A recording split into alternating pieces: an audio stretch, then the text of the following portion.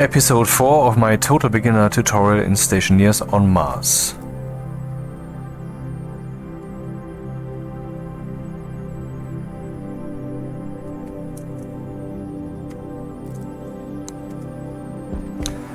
In between videos I did some work. I cleaned up a lot and made some more room and added 2 more station batteries. Let's go over the things one by one. Heater was moved. Daylight sensor was moved. Maybe I should put on the suit so we have some light. Power low.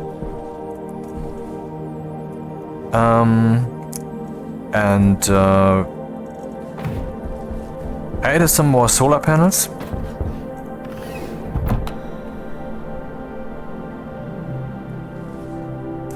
And now that solar orientation problem is solved, here we now have overall 10. Electricity coming in right now, 250 watts. Yeah, I decorated everything out here somewhat. Ladder is red. And here we have our solar panels. You can see in the tooltip A, B, A. So in the IC10 programming I just used the named batch approach, SBN, to address all of these and all of these separately. So they can be, and for one of them I just added 180 to the horizontal orientation. We're now doing almost 500 watts. 1, 2, 3, 4, 5, 6, 7, 8, 9 time. It's, in other words, almost 4,500 watts. Then another APC here, because I wanted to be able to turn this off. For example, I don't know why this thing wasn't charging at all when I had my direct line here, probably because the batteries over there had priority. And now it's still a bit iffy. You can see that the airlock is drawing more power than is being charged, even though 4,500 watts, man. But now I can just do this. And then the battery will be charged. It's a bit stupid, yeah. Anyway, so 4,500 watts. Coming in via solar. And that's quite a lot. 4,500? Imagine the whole thing would be full. That would be like 40,000 watts or something. 40 kilowatts coming in. So solar is really the way to go on Mars, I would say. And it's really easy to do the orientation. The solar orientation. I printed more large batteries. So everything that we have now is on large batteries. And why is there so much water in here? Well, just for effect. Here is the passive liquid inlet. And so that problem will now solve itself. It's gathering all the water in our tank. And here we can drink. Oh, right. In easy mode, you don't have to open your helmet to eat and drink. Which I don't like, but okay. This thing still needs to be made black, okay. But now this thing is complaining, and is there something we can do against that? Yeah, you can run the scrubber, which cleans the air, which also reaches into the liquid pipe network here. See, I'm just having my liquid water bottles connect directly to the air and don't even have a crusher. Though whenever I toss down the ice, that cools down the room. Though usually, I mean, if you're not on Europa, what you have to struggle with is the room heating up, not the room being too cold. So, if you time that right, for example, turn off your AC for a while, and then it's warm, and then you toss that down, then it's even ideal. But what can we do about the pollution? Well, there's a trick. I have to open this up.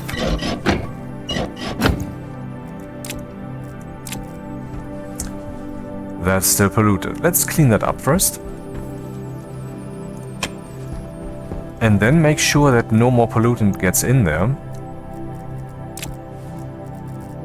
Which can be done with a one-way liquid valve.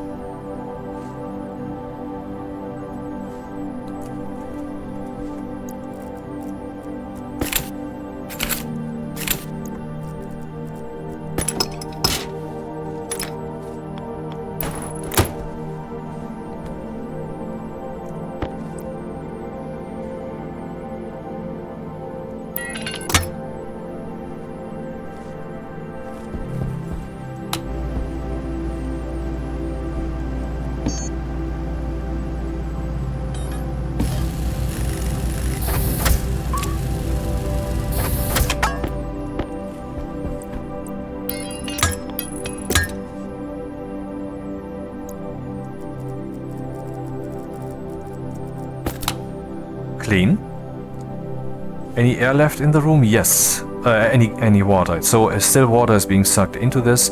This whole thing works. We cannot see the liquid rising, but that will happen probably. It's just very slow now. 178. It's only milliliters we're talking, but I guess it will reach 179. Anyway, so can we now do something to pollute the air?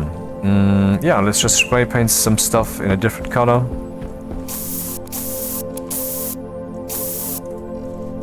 Oh, no problem is being shown.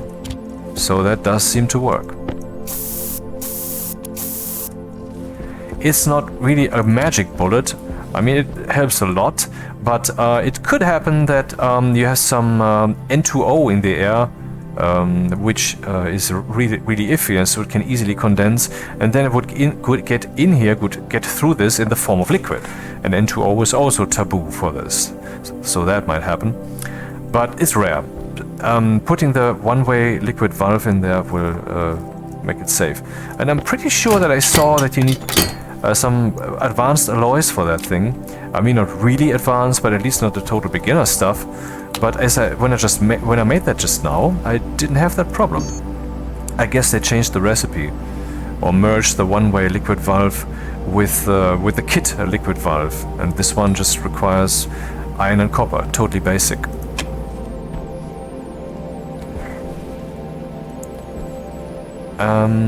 Yeah, so let's check my agenda.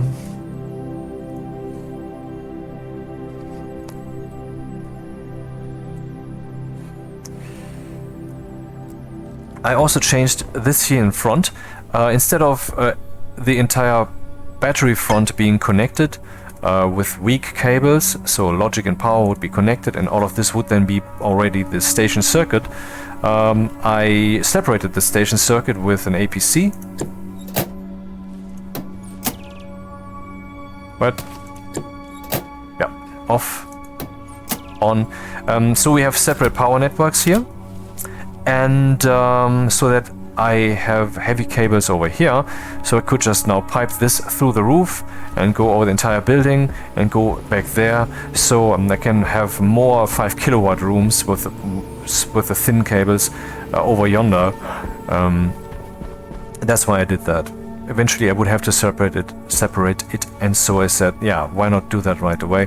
That was a bit cumbersome because I still need to be able to control the batteries, to measure them here for this thingy, and to turn them on if need be, if I place a new one. Oh, nice to see that they're now full, completely full energy. We have a surplus. That this needed to be connected with the base, and it is. You can see here, there, and there, and here at the bottom I just jumped up from here and then jumped down again, because, you know, at this point where the cursor is right now, there is the heavy cable outlet, so that goes here, and it goes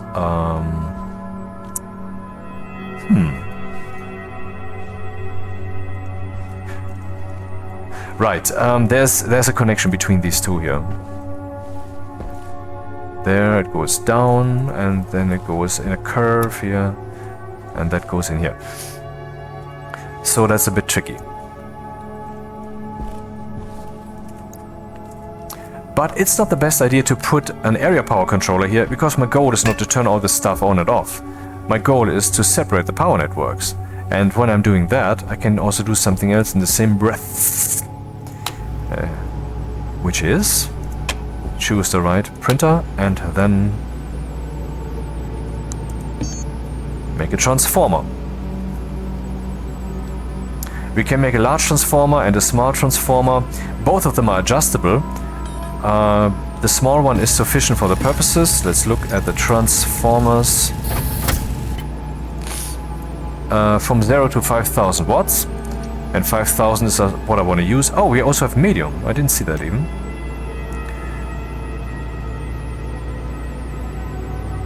Up to 25,000 watts can be regulated, and the large one up to 50,000 watts. And you might say now, wait, the cables can take up to 100,000 watts. And the max transformer can't go up to that level, that's insufficient. But no, you can have 2 transformers in parallel.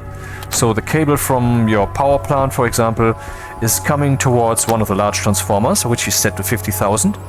But before it goes into the transformer, it splits right to another transformer next to it.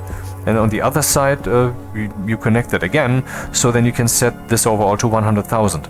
You might have to set them slightly lower than 50,000, is what I keep hearing, but I so far never had to do this, because they themselves also need some electricity. And so if your station would then consume 100,000 watts, then the overall consumption regarding where that energy is coming from on the input side of the transformers would be even higher than that. And so, but so just something to keep in mind.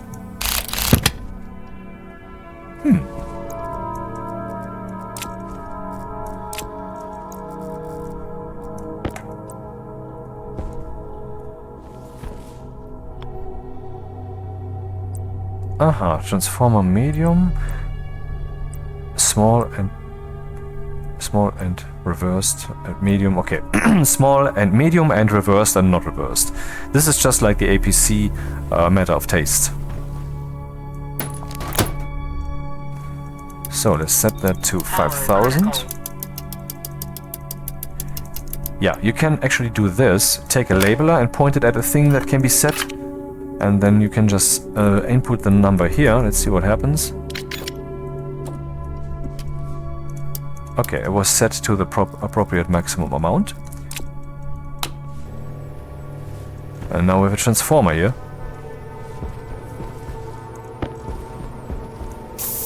Now that I no longer have my Tweety bird here that warns me when there's pollution in here, I have to take care of that. I have to consider that in different ways. I didn't do any of that yet. I could, for example, measure the pollutant and show a progress bar. It goes up to like 3%, and when it's full, I will know, oops, that's bad. What I could also do, we have some very cool flashlights here, flashing lights, I mean. Yeah, of course, that would happen when all 4 batteries are maximum full, but let's just ignore that stupid storm.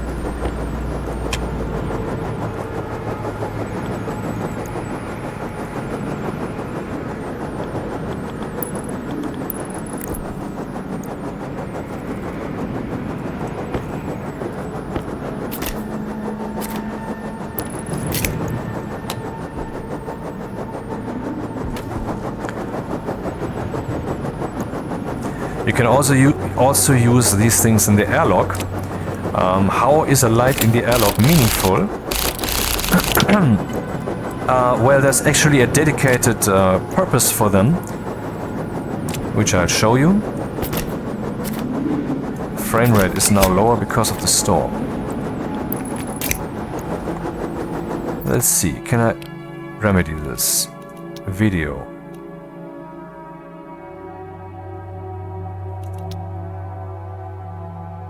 Weather quality. Let's say weather quality low and see what happens. Oh, apparently the frame rate is now full again. Okay.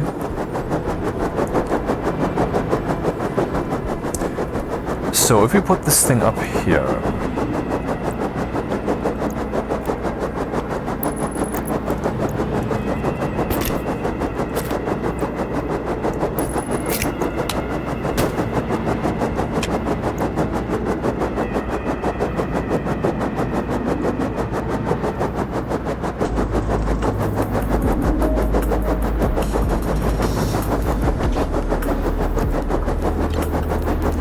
I can assign it to the airlock since it's now part of the same circuit. This light or any other light, for example one of the larger ones, could also be put in here as an example, and now that it is assigned, what will happen when I'm trying to cycle the airlock is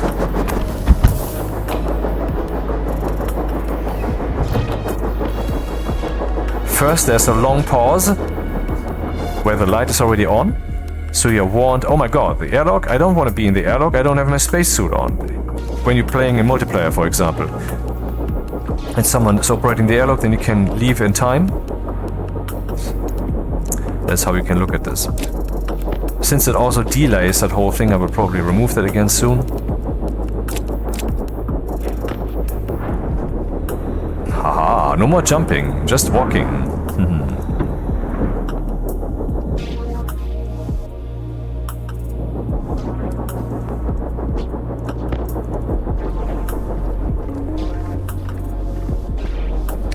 The idea here is I want to evacuate this thing, vacuum-wise, just because, for the fun of it.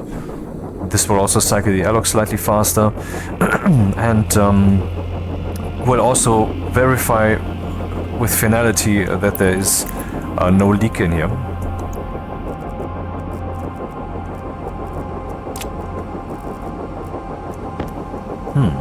It seems my battery is empty.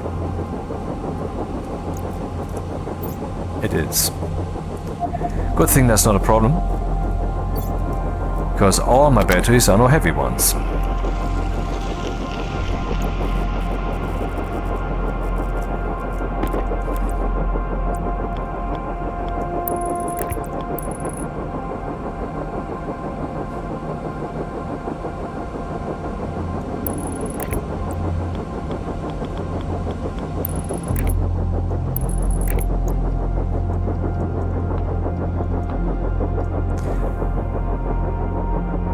So this is now pumping into the pipe network, and this is now on.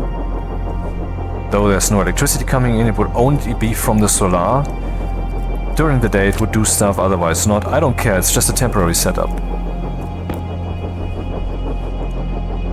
Right.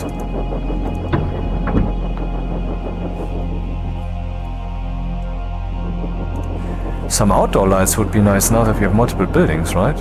Maybe I should do that.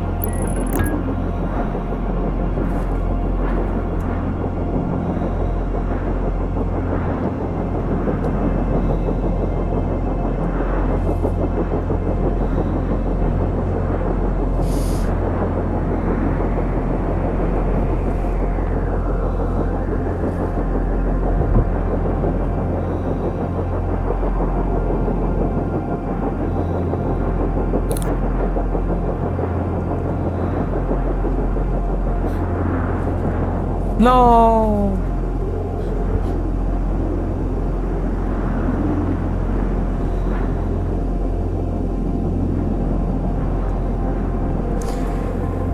Yeah, let's remove that again.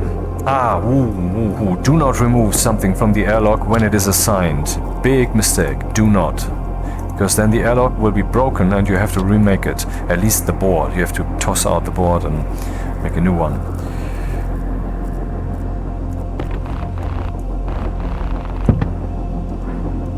Instant close, pumping.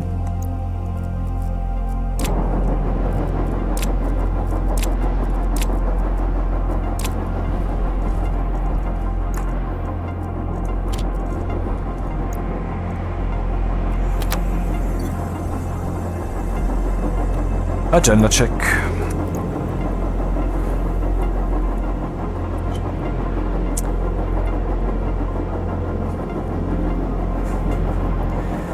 We still have this problem with the AC, that it is very inefficient. Also, why does it keep pumping here? We have a pressure of 200... We have 2 megapascals in there. Yeah, I guess we just reached the 22 degrees, which is when it would shut off. At 25 degrees it would turn on.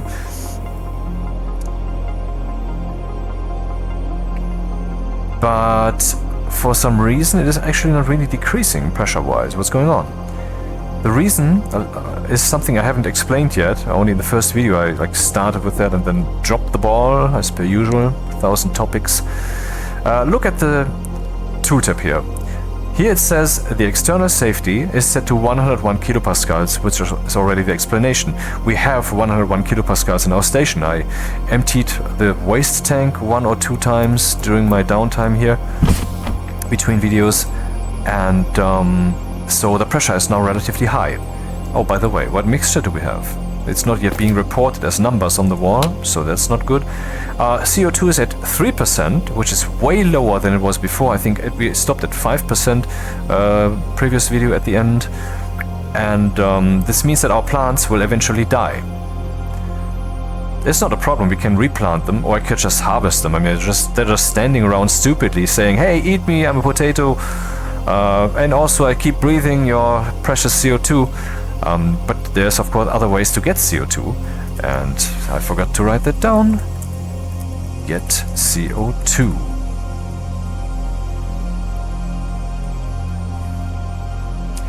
One of the ways to do so is up there, the furnace.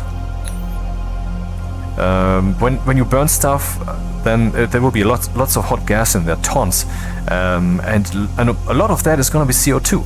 So that's one way to get it, but that's going to be hot. So you have to consider that. Maybe you just want to leave the furnace off for a while and then pump it in here. That's one way to do it. And of course you have to filter it, because what's in there is also pollutant, and most of it even 50% or more, and that will kill you. Pollutant is really bad.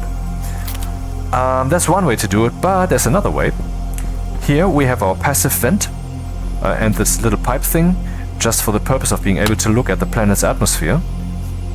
And what we see there is we have nitrogen, we have a little bit of pollution, we have O2, and most of that is CO2, most of the atmosphere. So we can just get our CO2 for the plants straight from Mars.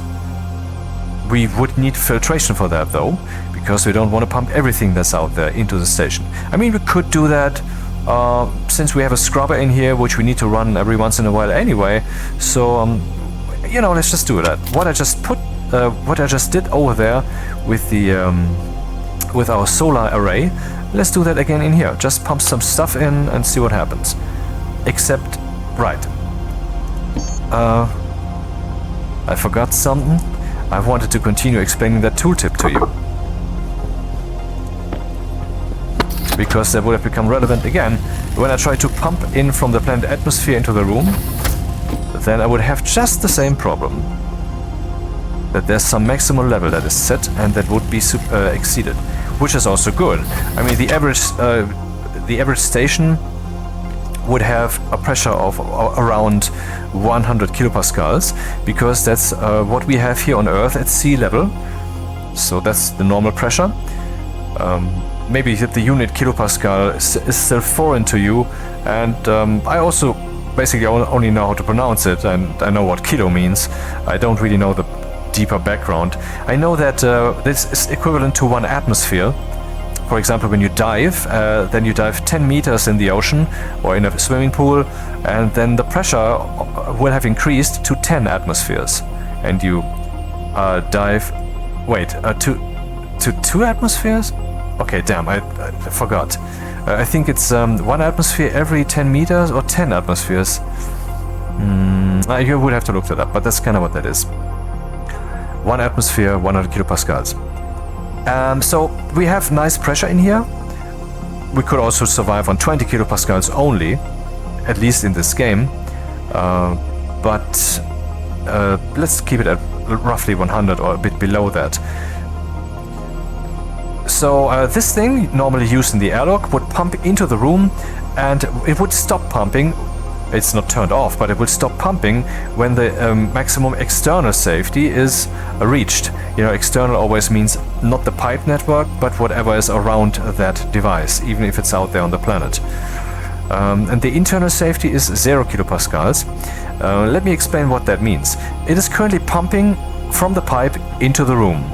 And the setting 101 and 0 here mean that it will not exceed this pressure, 101 kilopascals. And it also means that it will not suck the pipes empty below 0. But obviously 0 is already the absolute minimum. This is what this means is we have a pressure regulator and a back pressure regulator. That is what this means. A pressure regulator means this thing pumps into the room not too much. There's a limit to that. And back pressure regulator means it will pump from the pipe not too much. There's a limit to that, except that limit is set to 0. And those are the default values, 101 and 0. so what's with this thing? Here you can see we have the external safety is 0 pascals and the internal safety is 50.7 megapascals. What does that mean? Well, the direction is flipped.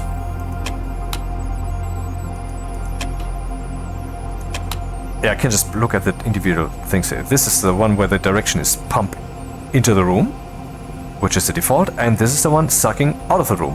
And this would mean that it would suck the room completely empty because the external safety for this environment here is 0, and the internal safety, so for the pipe network, is 50.7 megapascals. You know that they burst at 60 megapascals, and around 50 megapascals they start making these creaking sounds, and that is indeed what would happen if we would just let this thing run until it reaches that 50.7 megapascal limit. But these are only the defaults. You can change them. This is once again logic values.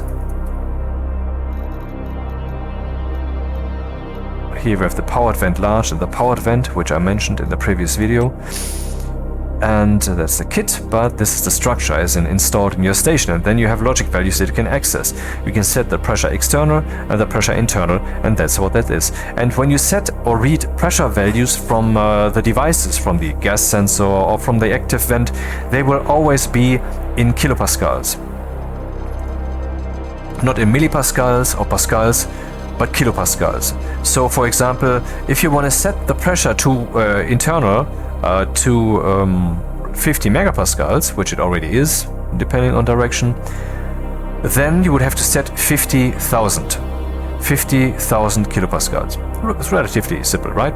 You set 101 for sea level pressure, you set 50,000 for getting to the creak sound of the pipes, you set 60,000 if you want to destroy the pipes, because indeed I think that you can that this thing can pump so much that the pipes would explode if you set it to that safety. And pressure external also, since you normally have around this pressure in a room, it makes sense that the default is right there, because else this thing might pump and pump and pump, and then your windows blow out and you die and everything is dead. So yeah, the default values make sense. But what do we do about this then? I have here my oxygen tank, which is already at 5 megapascals. So at 50 times this, 10 times this is 1000, and 5 times that is 55,000. From dipping my bottle in there and filling it up. Can I do this from here? Yep. Air tank critical. And this only equalizes the pressure. If I would get this thing to like 9 megapascals, I believe the limit here is 10, and then it explodes extremely, the whole station will be destroyed. Then this would also be filled to that level. So I'm saying I keep pulling my air from there. I need to find a better solution, and that gets us to atmospherics. And then I could just pump oxygen from the air into my into whatever container I choose, which would lower the pressure, which would restore the normal functionality of this thing without me having to change those default values. I would also have an oxygen source, and this would also change the ratio in here in favor of CO2. Not that the plants care much; they care, I believe, about the actual amount and not about the pressure. Is that so? Let's see. We have our plant analyzer here. Let's look again at the plants like we did in the first video. Growth efficiency 54%. What is the reason? I mean, why is it even showing growth efficiency if the thing is already grown fully, which it is? Seeds, seeds, seeds, seeds. Here you can reach through the plants. You can see the highlight box. It's just for convenience, I guess, that is still showing you that. Breathing efficiency is fine, temperature efficiency is fine, because we are within that range.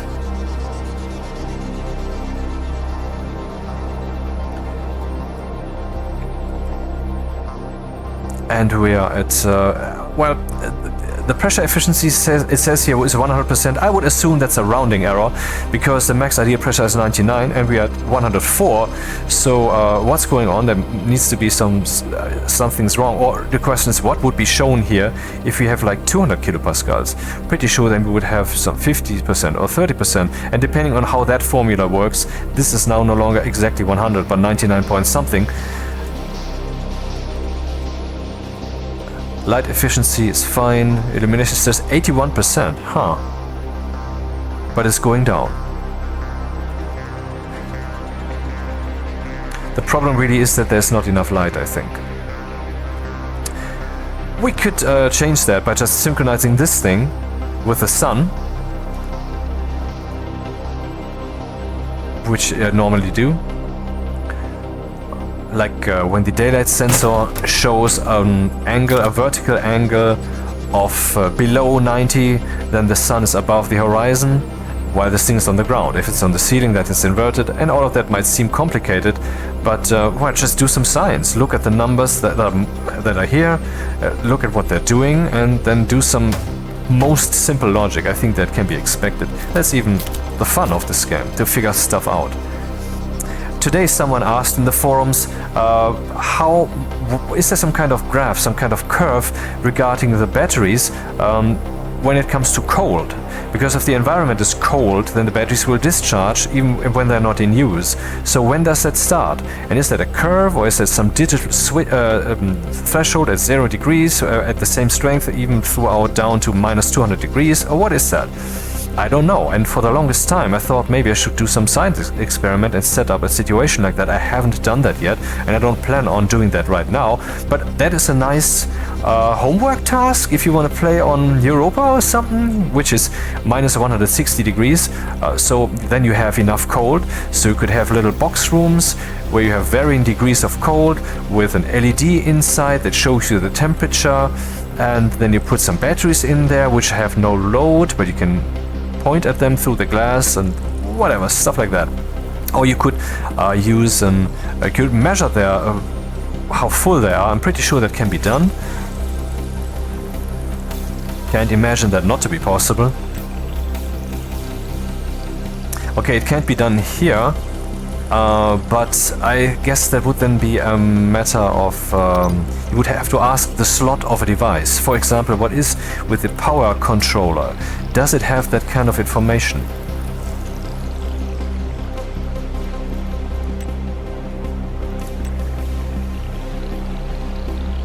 No, it doesn't. Idle, discharge, discharging, charging, charge. Interesting. Oh, stupid. No, here we can see logic sludge, occupied. Charge ratio, exactly. So we can read the charge ratio of a battery in an APC, and if you leave the APC off, I guess that will also work. So that would be a way to do that. So anyway, you can do science here. Let's look at these things, at the plants. Carbon dioxide present. We need 1%. Aha! So we could say that if we change the ratio of the CO2 by just cheating, basically by removing more O2, and that's realistic, I think. I mean, in reality, these plants are taking in gas, the gas mixture that is around them, and they don't have some kind of filtration unit or logic in them. It's just mechanics, it's chemistry. And so if the pressure is lower, but the ratio of CO2 is higher, then that would necessarily be a more efficient CO2 breathing, I think. So what I just laid out is like one plan that serves this purpose, serves this purpose, and serves this purpose. And so that seems like a good plan. Let's do that then.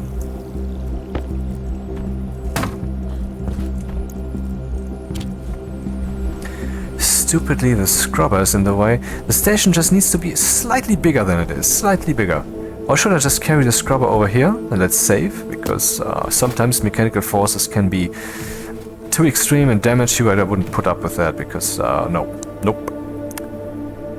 Not my fault, so it's not real.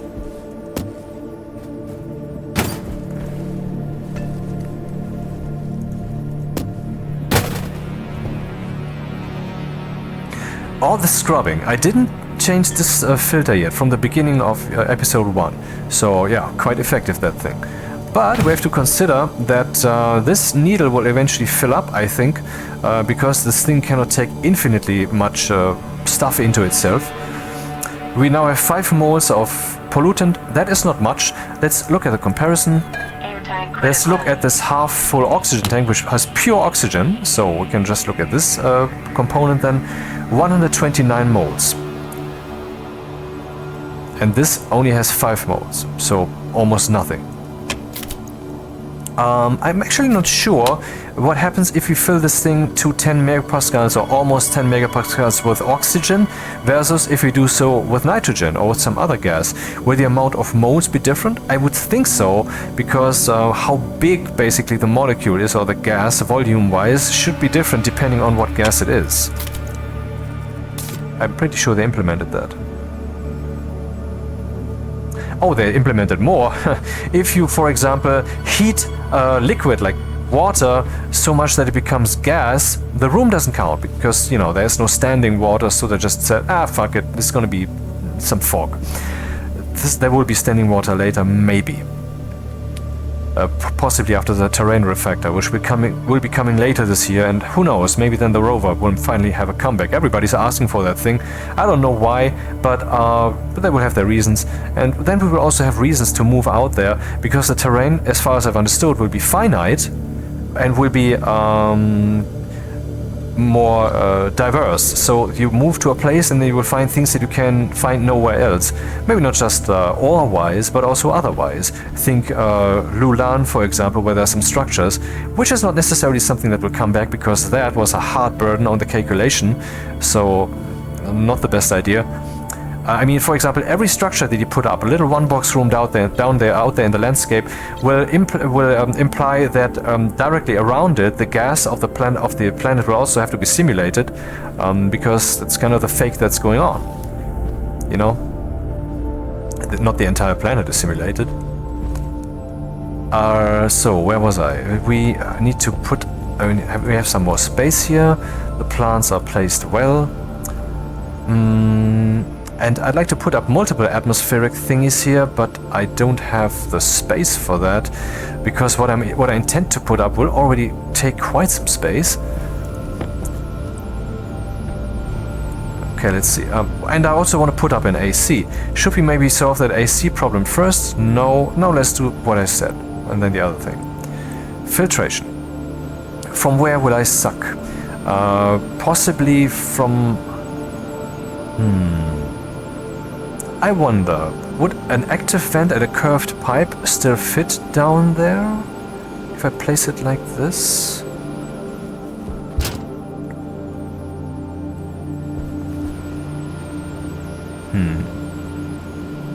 Not sure.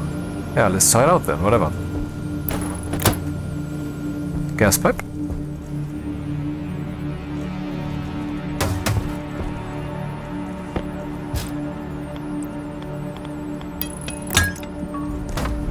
And these are for different purposes, so I will make another one.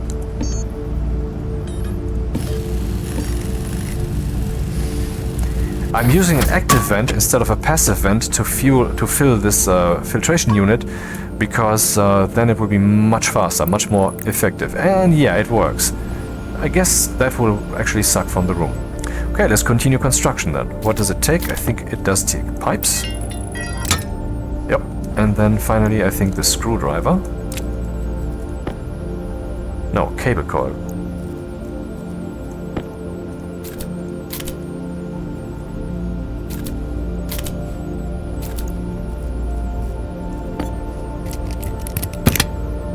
Oh, okay. Now we have the filtration unit. It will flash an error, of course. Okay, it's not even turned on, it's flashing an error. It doesn't have electricity. Because it has no... the piping is incomplete.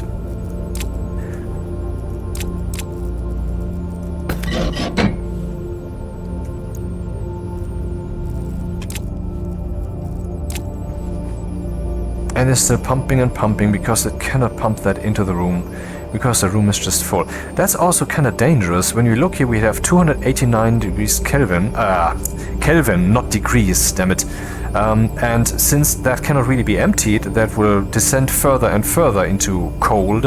At some point that's a problem, because what's in there is not just oxygen, which is harmless in this regard. Oxygen, same as nitrogen, which is also in there, but there's also pollutant, and that's much more fickle. So let's look at oxygen. You can see here that for oxygen, even at the highest possible pressure to become liquid, it would have to go down to minus 100 degrees, which is very cold. And the planet's lowest temperature is about minus 50, so, well, nothing can happen.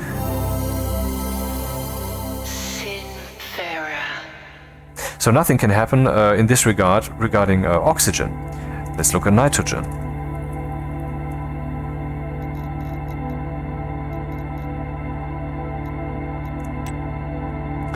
Same thing. Here we are at minus 80 degrees. Okay, so that's slightly different, but minus 80 is still not what the planet can reach during the night. And this is, of course, when it freezes solid, minus 200 something. And if the pressure in there is lower, which it is, we have like 3 megapascals maybe.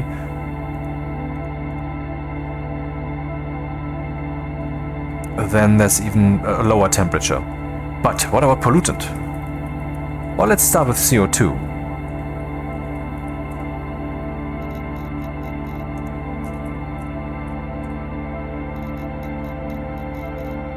This one should be good enough. I mean, whether it's liquid or not, that's the same phase change diagram, I would think.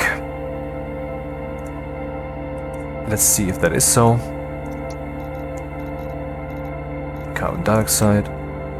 Yep, at first glance I would say it's the same, and yeah, why not? It's just, you know, of course the same stuff.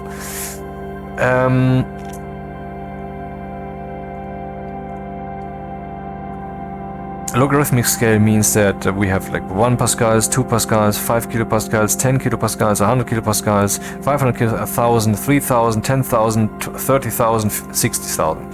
It accelerates pressure-wise. And here it doesn't.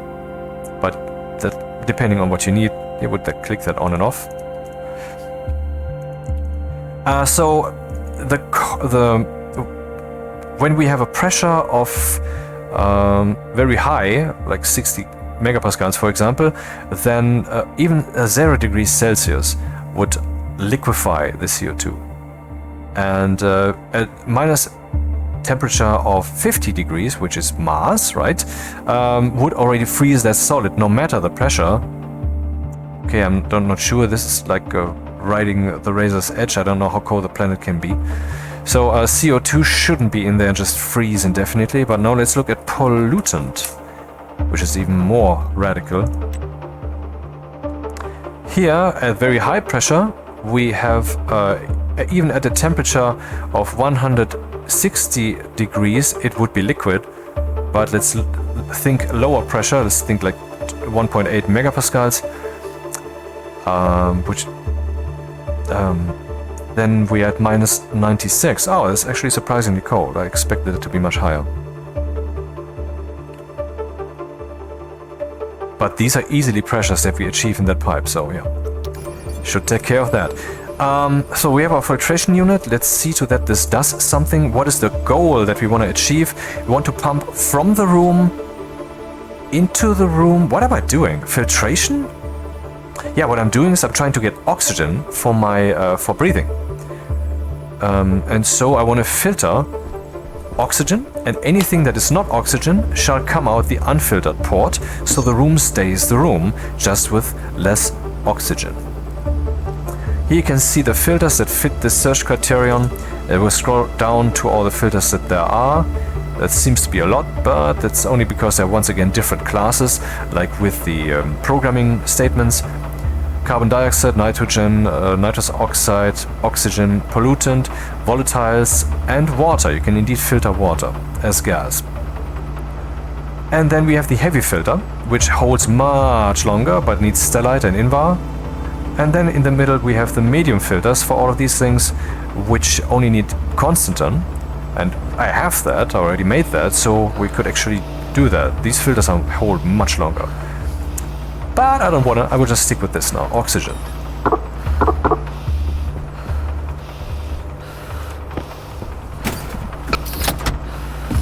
So what do I need? Some food.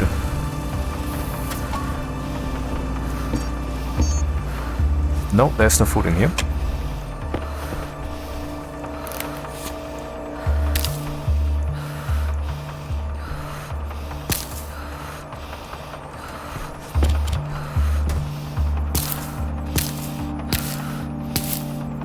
Replanting potatoes. I still have some potatoes here, which are slowly decaying. I want to keep that going, just to see what that's like. It's not like we have hunger problems here.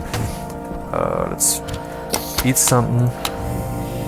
We should also make a pill, but I didn't yet get around to getting some, what's its name? Cobalt. Do I have silver? Yeah, I have some silver. So that would have worked. And now let's look at this. We have a damage of 15%. If I take my potato here and add it to the pile, then we're still at the same damage. I'm not sure. I am very sure that the stacks have their individual information, as in for every item. I just don't know if this also pertains to food. I know it pertains to... Okay, let's try this then. Let's just split them up. Damage of both is at 15%, so it took that damage. Makes sense if you're thinking about a rot, which is kind of what's happening here. So that this is kind of infectious, so that works, yeah.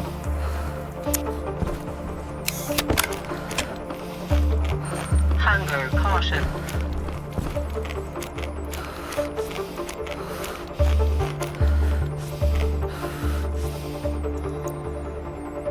Mood is increasing, good hygiene in a room.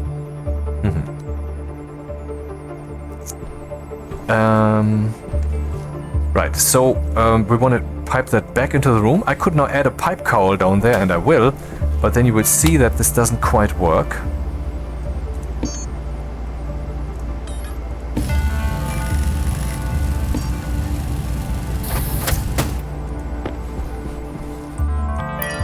Because if you look at this, you will see the output of pipe cowl is blocked. That is a relatively new thing, like 2 months old or 3 maybe, that they tell you that with the tooltip. Where are my pipes? On me, of course.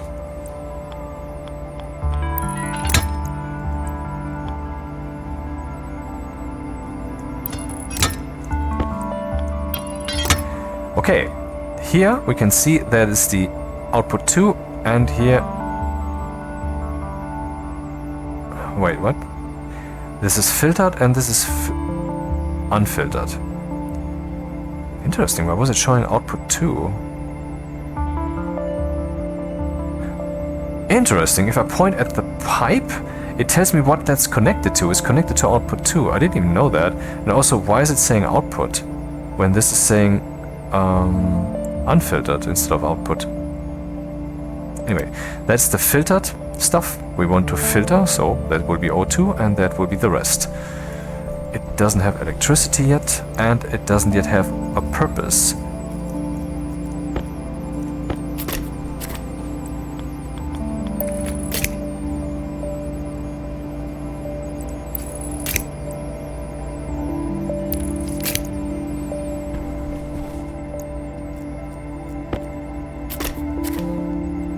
Come on.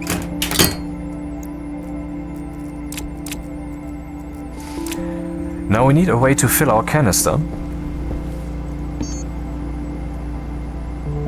But when we look for canister, we don't find that. Is it a bottle holder? No. Is it a bottle storage thing? No. It is something you wouldn't look for, and many people have this question. It's a bit sad that it is this way, but okay. Or rather, let's look at the look at this canister. Then we find all kinds of canisters, among them the gas canister smart, which I already talked about, the high volume gas canister, which is something that is not actually in the game right now, and then the canister oxygen, or just canister. The difference between I mean the only difference is the color and the naming, but you can only print this one anyway. I don't know why they are actually in there. I don't understand that concept. So canister. But what about canister holder? Here, canister storage. And when we click on this, we can see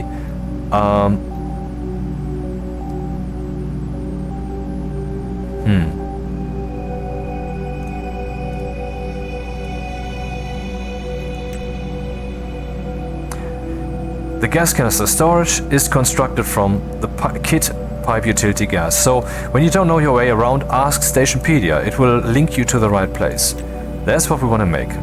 And I remember we already did one. But did I use that already? Oh, there it is.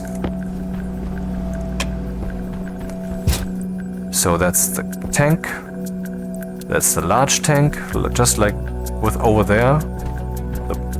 Water, and then there is this thing. If you point that right at the pipe, the auto rotate key will do everything for you. And let's look at the form here. That is where it goes in at the bottom, and on the right you can see that's where you stuff the bottle in. It's kind of protruding. So that's what you want to consider. And so here we go. Now let's stuff my oxygen canister in there. But should I? Should I? What if there's something in that pipe already? Can I see that from here? Probably not. Okay, I can. It's a bit iffy. No, the pipe, every pipe that you place is evacuated. There's nothing in there. But if the pipe will already have something in it, like a bit of CO2, and I place my canister in here, Air tank critical. then that would now also be in the canister. Because if you look here at the pipe network, we see maybe we see now we have this pressure and this oxygen just like it is now in the canister. It's equalized, no? Well, it's... But now let's turn on this thing. Nothing's happening because it doesn't yet have any gas to work with. So let's suck from the room and turn this on.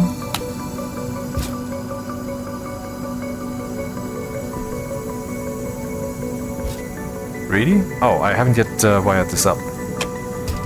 Doesn't have electricity yet. Is there a neat way to do this? I don't think so.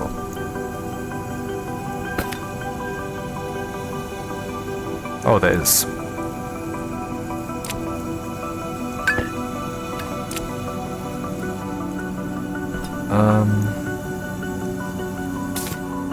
Where are the cables? Did I use up all of them? I don't think so. Or did I? No, I didn't.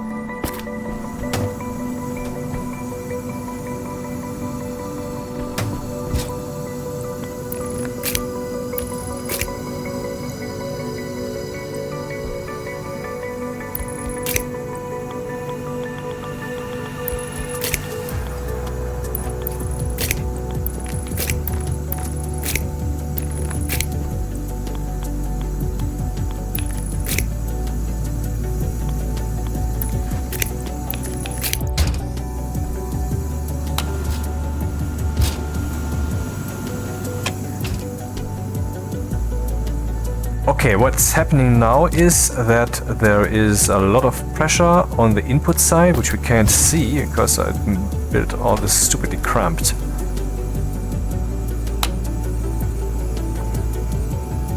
Nope. And here we can see 27 megapascals, which is a lot. That is just what was pumped there. I pumped tons of air here in this little pipe down here, which was then, though it cannot have been that much really, which was then filtered into the room, back into the room, most of it, and some of the oxygen landed down here. So now let's look at our gas canister here, which has a capacity of 64 liters. And we have about 5 megapascals of room left in that bottle. Let's look at the pressure in here. We have 27 megapascals. 27 megapascals. So it seems if I put the bottle in there, which has a limit of 10 megapascals, that would be a very bad idea. but it has a lot more capacity. And since we're talking pressure equalization, if I put this thing on there, we will have 6 times that pipe's capacity. And so I think we're fine. That's basically what I'm trying to say. Now we're at 7.4 megapascals. And down here we are also at 7.4. But that's risky. What happens if a canister is actually filled too much?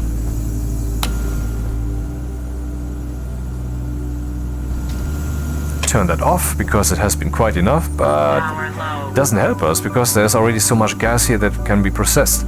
And now we see that the damage is increasing and increasing. And if you have such a thing lying around, sometimes you might have a canister that is not overpressured, but that is cold. And then you would, the room heats it up and then...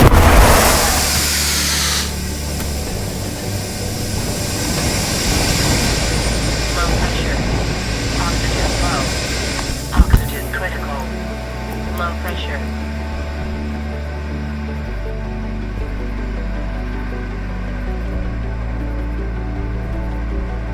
Not good.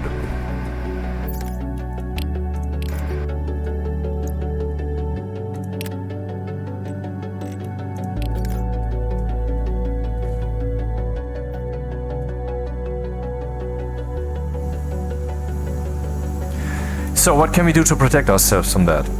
Power low.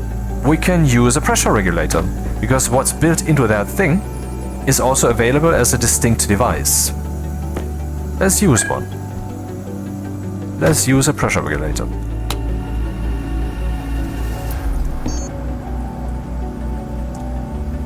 Liquid pressure, no, I need one for gas.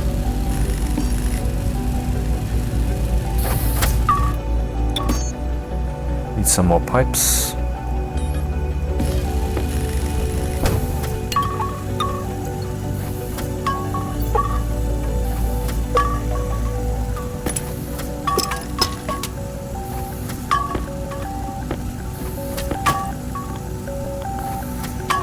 So we see here now that this thing has some rotation and some direction.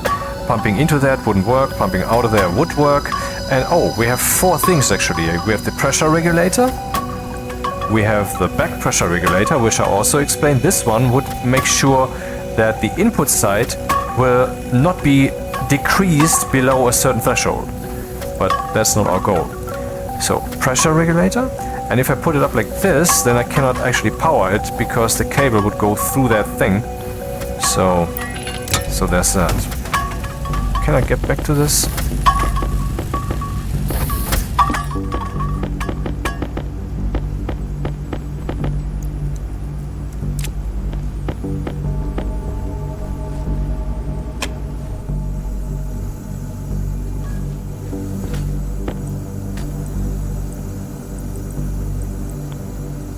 What?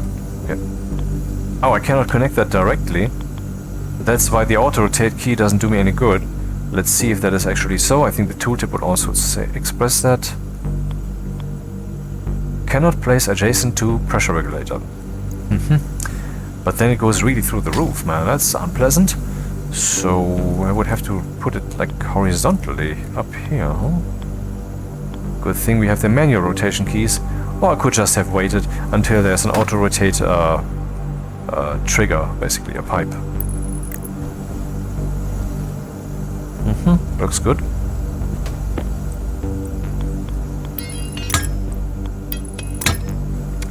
Now we need power.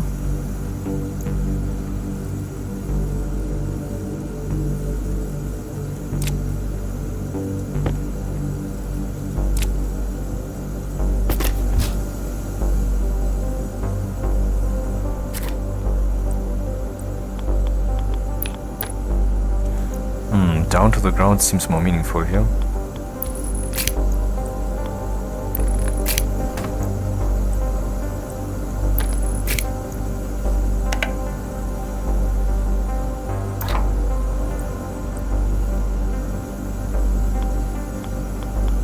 Huh. Oh, there's icy housings right there. Crap. I have to open the floor again.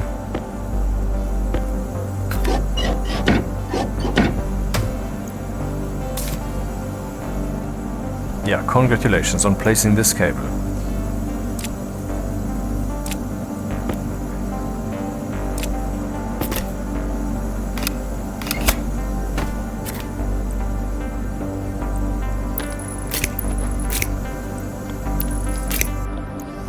Aha, now it's lit.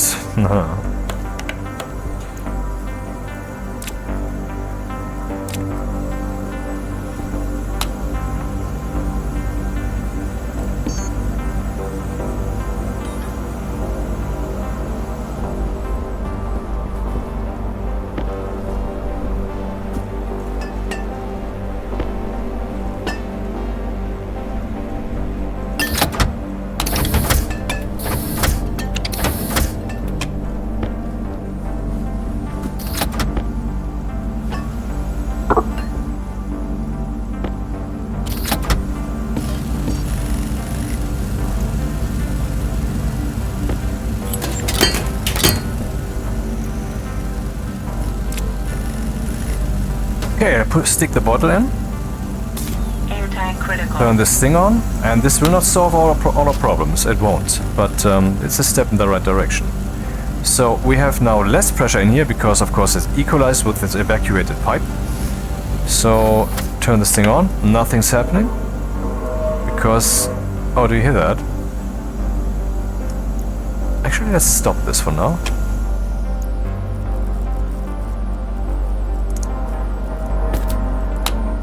Here we have a pressure of... Why can I not see this?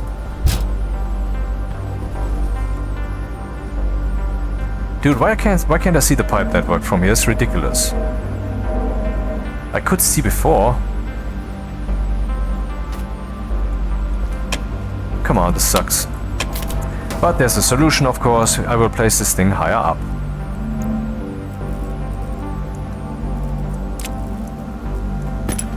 This now doubles the pressure in this pipe network, except this pipe network also extends into this thing effectively, so not really doubling, but it's higher now.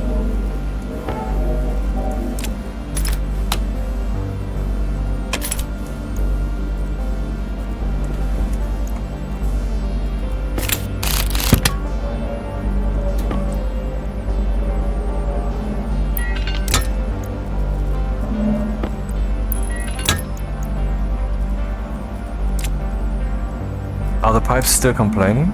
Yes, they are. We have a pressure here of 27 megapascals, that's not much. So the actual problem is over here, right? Or is it on both sides? See, that thing will not pump more than 50 megapascals into the pipes, but that's the pressure that's in the pipes now, 50 megapascals, which is when they make the sound.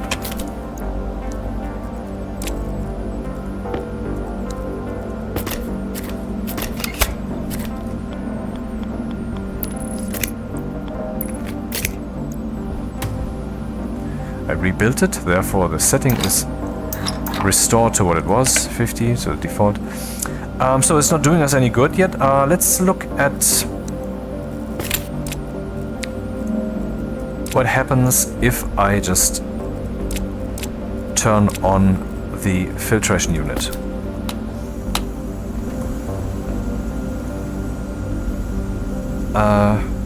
Pipe network, 40 megapascals, so it's increasing and increasing and increasing. And the speed at which this is pumped over here through the filtration unit is helped greatly by the active vent on the other side, because the pressure differential helps with the speed of the filtration process. So a passive vent out there on the opposite side would not really have done that. But you see here we're getting a pressure that's higher and higher. Why is there no pressure protection here? I mean, there is over there is a 50 megapascals pressure protection. Yeah, that's only over there. Then the filtration unit takes that stuff, and the filtration unit itself does not have pressure protection, and now we get a problem.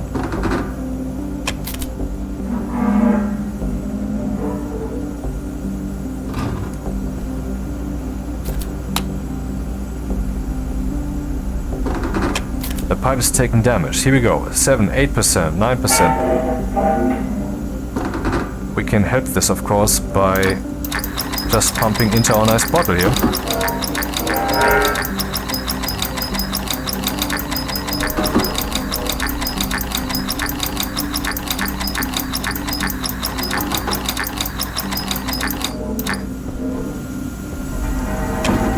But it's only a temporary fix.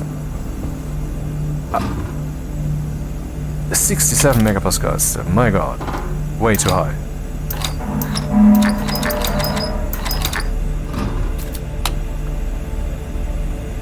Yeah, this will definitely destroy one of the pipes.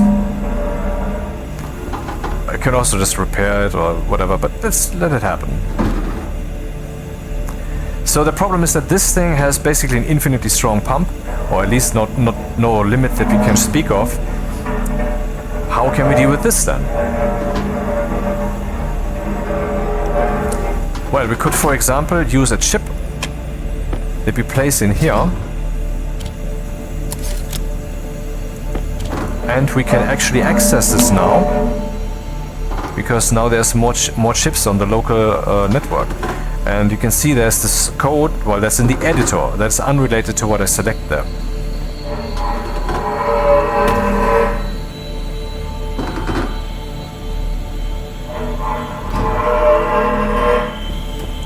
But okay, now we have here our gas canister,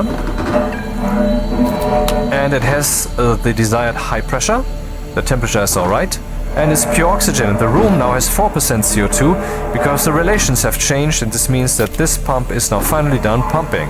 So that has been achieved, that has been helped, and that has been achieved. Overall, a success, but the implementation sucks. This is not the way to go. How can we make this better? We can limit the pressure here with a chip, for example. But also, let's say we have an empty canister. Let's make a smart canister for a change. One of the big ones. Silicon. I don't have any smelted silicon right now.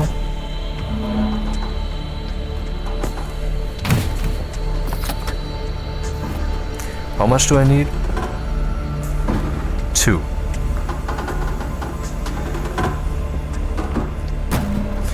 The pipe would certainly rupture much quicker if the pressure differential between 60 and 67 or whatever was greater. Like 100 megapascal, then yeah, would certainly break faster.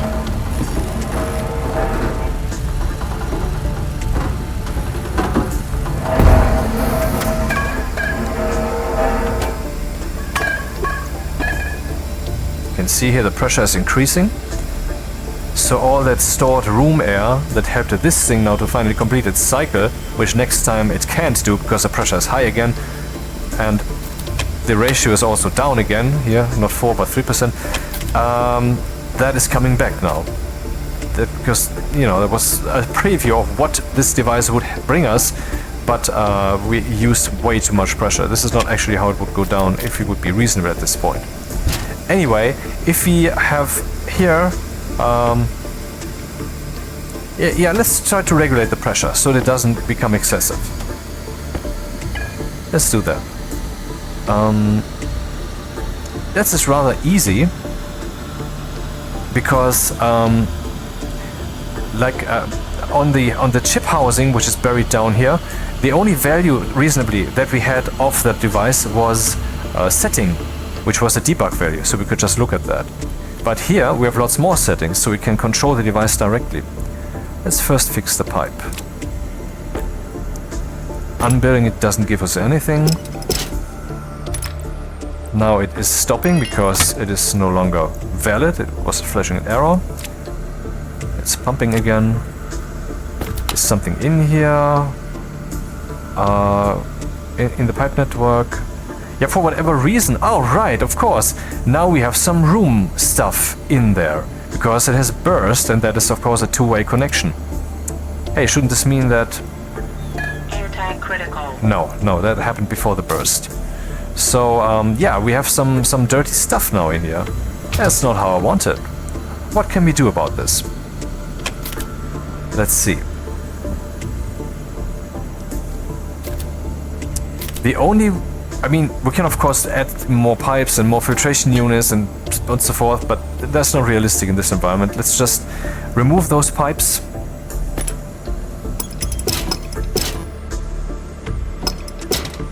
And remake them, because then they are being remade evacuatedly, and it's a bit sad that whatever's in the pipe will not be unleashed into the room, that you can actually destroy gases this way. That sucks. That's I hope that, I mean, so actually I don't get why they haven't yet changed that, because to me it seems like a 10-minute fix, but I don't know the code, so who knows what implications that would have.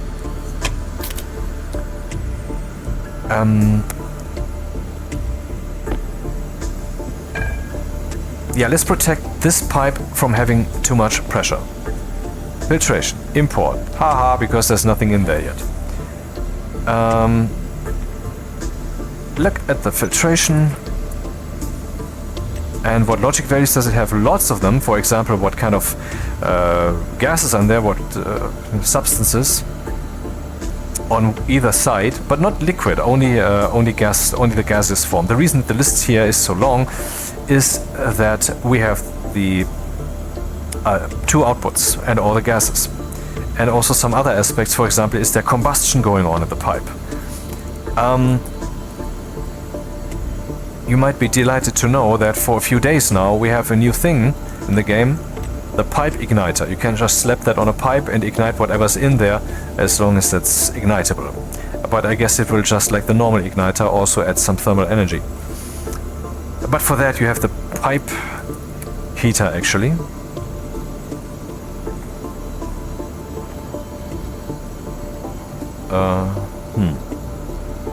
Yeah, that's the one.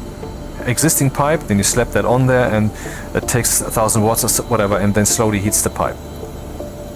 This can also be used to make gas in a pipe so hot that you can just pipe it into a furnace, for example nitrogen, and then the furnace is ready for smelting alloys and such, because the only thing a furnace cares about there is really heat.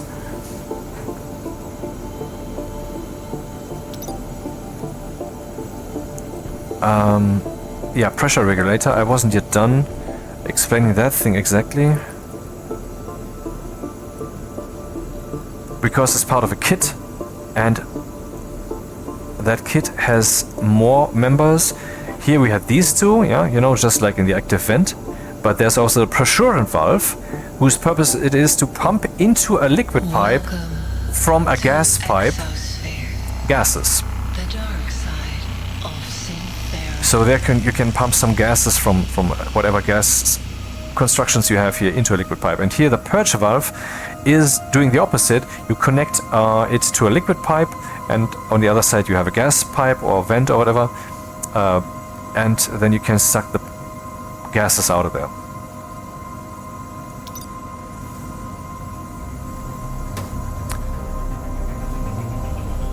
What we care about in our filtration is the pressure on the output side. Power, open, mode, error, locked, setting, maximum, ratio, on, required power, preferred pressure input, temperature input, blah blah blah blah blah blah, and then pressure output, temperature output. And there's also output 2. I don't know which one is which, but I would assume that the straight one, the one that is the primary purpose of the device, would be the first one, as in default.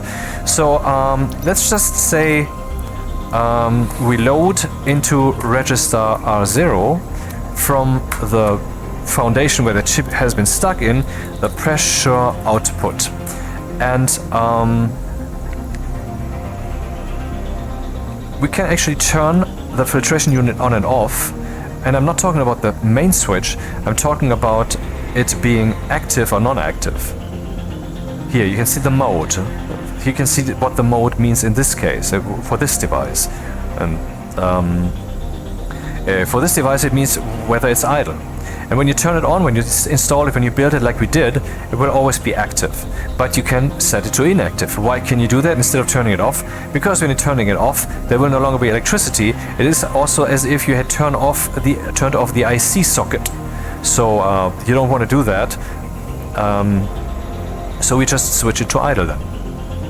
So that's what we have to do. We write into register R0. I don't know which value exactly, which comparison exactly. Let's see. We want to write in there a logical result, and the logical result shall be the comparison of register R0 and the value of 40,000. If you have reached a pressure of 40,000 kilopascals, 40 megapascals. So if the pressure is less than 40,000, then this shall be a 1. And so then we write into the device mode R0. And that's what we need to do.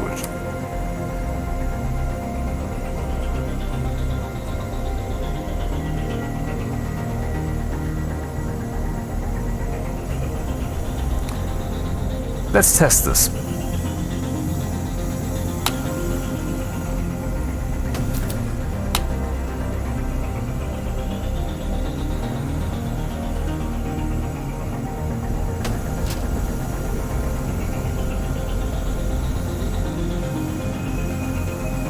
Power critical. Shut up. It works. So now we don't get pipe burst from the infinite pump here, because it will just stop pumping when it realizes the pressure is high. But you should now see another thing. The pressure is now 40.1 megapascals. In this way, you can also think about other pumps that you might stick in these between these pipes. Yeah, because they're just pumps. You can have gas pumps and liquid pumps. They can also be manufactured. If you use them for pressure regulation, then you will have the problem that they are inert. As in, if you turn them off, that might not be instantaneous enough, or the processing, the logic might be one game tick behind what is necessary, and then you might get overpressure events. So that's a problem. But the pressure regulator will make sure that that cannot happen.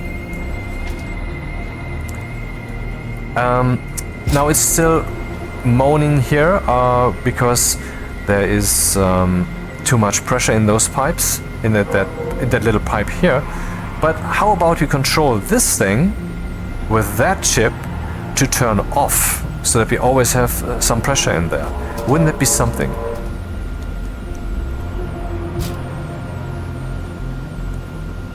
Oh, and I have another nice idea. Let's look at the phase change diagram of carbon dioxide. When would it become liquid? When the temperature is at, well, freezing point? The air that we pump from the room into the device will never be at freezing point. It will be way higher. So this cannot happen. We will never reach liquefaction, no matter how high the pressure is. But we would reach liquefaction. I'm currently doing something I've never done before in this game. We would reach liquefaction for pollutant once the pressure is high enough. For example, like 6 megapascals or something.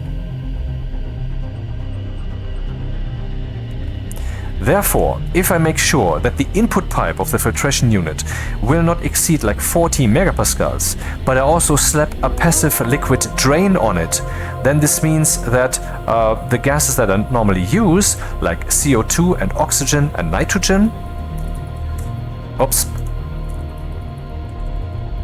will not seep out of that liquid drain thing into the room.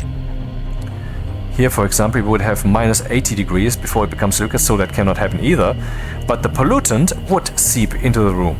Now you might say, what's the use of that? I mean, it is already in the room. We're sucking everything from the room into that pipe and so forth.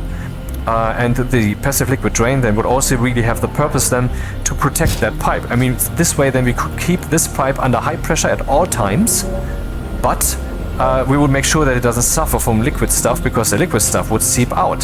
What I intend to do though is I want to extend the pipe to the outside and then have the passive liquid drain on the outside. So this means that we would slowly, by means of operating this thing over time, always transport a little bit of pollutant into that pipe.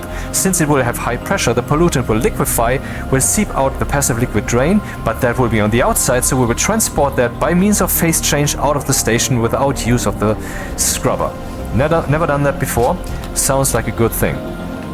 And I realize this pipe here is probably exposed to the planet atmosphere somewhat, therefore it will probably cool down during the night, since there is always some kind of exchange going on. Here you can see we have some convection connection. What does negative mean? Well, if it's a positive convection value, then this means that the heat is convected outwards, is convected away. But inwards would mean that the temperature in there increases, and you can actually see that makes sense. The room temperature is 33, pipe is 31, yeah, so that makes sense. Positive means that thing is convecting away, negative means it is being convected into. So the pipe out there is constantly being cooled by the planet during the night, and for that we have a remedy. We can use insulated pipes, and what we can do now for a few days is we can change pipes that already exist without removing them to insulated pipes. So let's do that. I will make 2 of them. I've never done this change that I'm gonna do now before.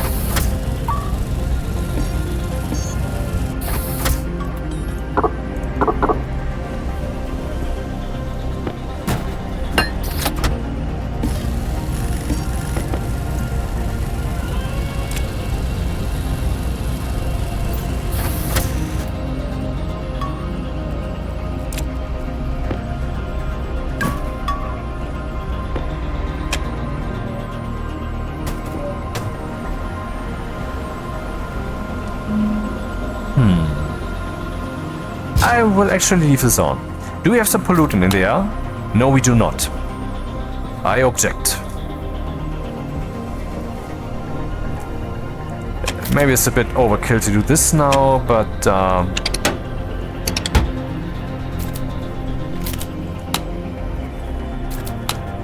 aha. See, when you flip this lever and turn the thing on, it will pump the opposite way. It will just empty itself into the room.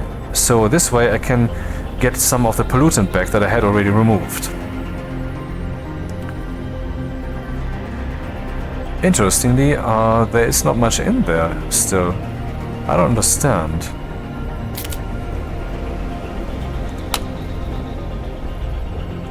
I guess what's happening is actually the small catastrophe. Now we have... okay, let's go outside. God damn it.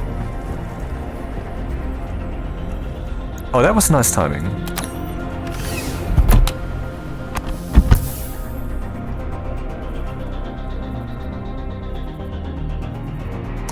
See, that pumping, which we just experienced, is slower, longer and longer the more pressure there is in the station.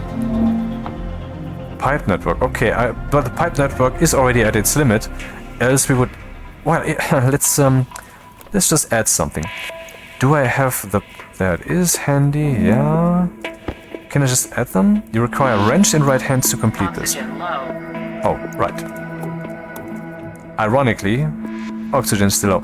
You shouldn't fill tanks, canisters to this level, except if you know what you're doing. I have a nice temperature in my station, a nice temperature of gas that I put in there, but if I put cold gas in there and lay it down in the station at 900, and eventually I come back and I find, for mining for example, and find that my station has exploded because the stuff heated up, reached 10 megapascals thus, and therefore, kaboom.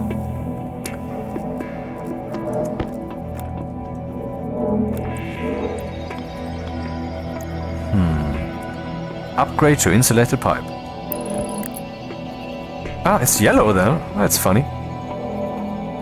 Interesting. It appears that upgrading the pipe empties it of its content. Because how else did that get in there? Now you can see we have 5% stress. I believe that is actually damaging. It's not? I thought 2% was enough for damaging. Okay, I'm not sure. Maybe I'm confusing something here. Anyway, let's add this pipe. Oh.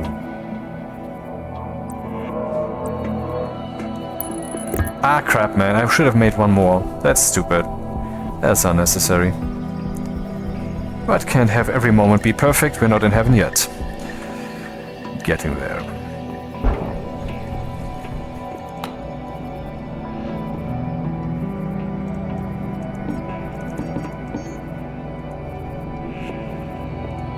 Dude!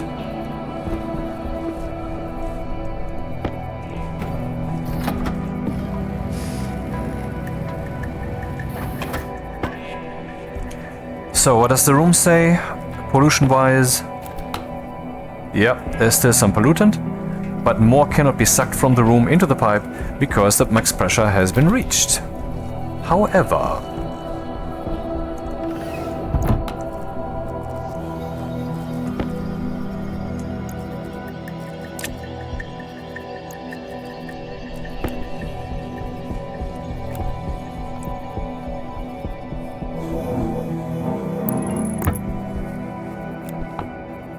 now it's filling up again to maximize the pressure. You know, the inwards max pressure 5.7 megapascals has been reached, doesn't go further. And now you just saw this symbol for a very short moment of pollutant condensing. Oh, right, one thing I forgot to say, I wanted to say, stumble over my own sentences once more, is that if something turns from liquid to gas, then it will cool down, just like in reality. And if it turns from gas to liquid, then it will heat up. I guess it will also heat up when it turns from liquid to solid, but you only have to care about gas and liquid in this game. The moment you are dealing with solid, you can basically remake your pipe network, so careful with that. Anyway, now we have this liquid stuff. What happens if we slip this thing on? Passive liquid drain. The world now has some pollutant that is all rather liquid and is now, you can see here, is evaporating. And there we go. See, now we have cleaned up some of the station's polluted air by means of phase change. Because it was compressed so much it became liquid, then it came out here through the liquid drain and was blown out here where, I mean, who cares, it's the environment. And, well, nothing more is happening. The station will still be polluted at this point because no more pressure is being pumped into that pipe. So let's use, yep, still polluted. Let's use the thing here to limit the pressure that would go into the pipe so we don't have that annoying sound all the time. For that, we need to refer to an external device. This is no longer dB, but it is something that is somewhere in the station. So let's use the usual approach by naming that thing. I will give the filtration unit also a name, filt or oxygen. Oh yeah, oxy O station. O station. Filt.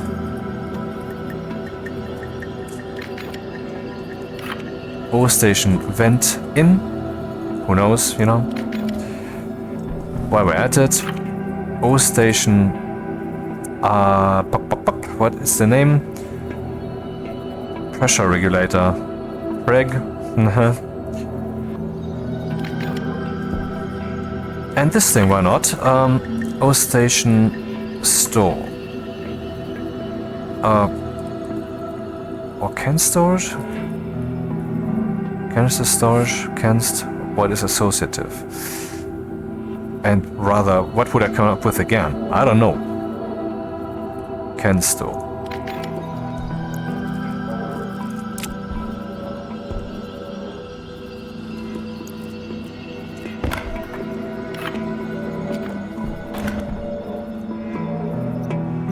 Shut up. Define class vent ins vent bullshit hash structure active vent. Different soundtrack, please.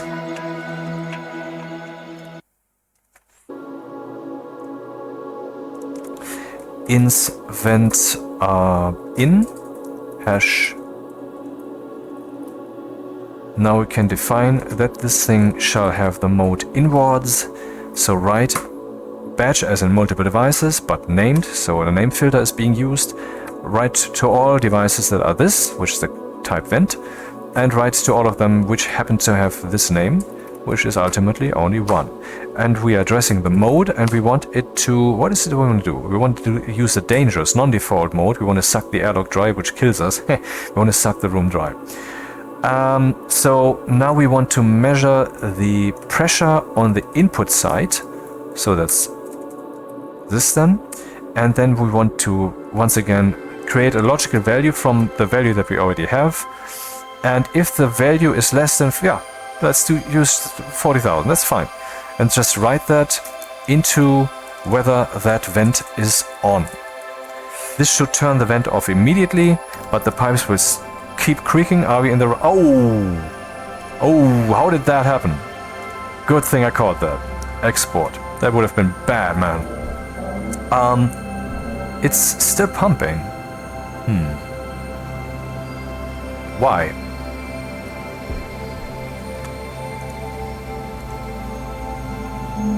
Oh, yeah. Load into resistor R0 from load the pressure input. Right, less than... If R0 is less than 40,000, then this shall be 1. And so then we write to the vent on 1. Let's see if I can change the mode. So this thing is being logically controlled. Why is it still on? You can see here flow rate inwards is very limited. That is to express that whatever this thing is trying to do is being hindered by something. For example, the room doesn't have atmosphere. But it does. So what might be the reason? I would say that 50.7 megapascals have been reached, but 50.7 is greater than 40 megapascals. So what's happening here? Why is this thing not turning off? I don't know.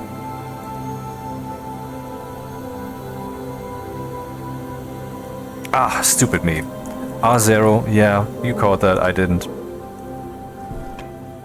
Alright. This will not solve the creaking problem, but once we have used this device a bit, then that will be solved.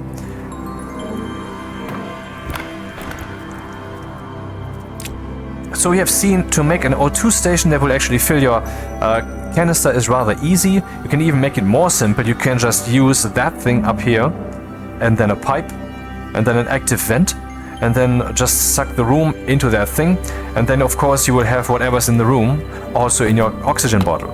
So in the case of pollutant, that would be bad. Yeah, well, some of it is obviously tolerable. But this would accumulate, because here, like I explained a few times, we're only filtering out CO2. So this stuff and that stuff would accumulate in our suit. Eventually no more oxygen from the bottle, whatever it may be containing from that mixture, could be put into the suit, and then we would suffocate. And then we could now quickly go here and, oops, and flush our suit, which is, I think, possibly damaging for the lungs, I'm not sure. And we would probably also lose some valuable gas and so forth. It's wasteful and certainly distracting when you have to do that all the time. But that's what you can do, makeshift. For example, I can clean up the room, no more pollutant, and then I've also put a nitrogen filter in here, and it doesn't matter how many or which you have here, just, you know, have some in here. The hard suit, by the way, which we will make later, I hope, actually has 4 filter slots. That's cool. And then you would be fine. But of course the bottle would not, I mean, you need the oxygen from the bottle. You don't need whatever else might be in there, which you might then filter out. Therefore, a canister of 10 megapascals would now give you less air to breathe, because there's plain simply less air in there that you can breathe.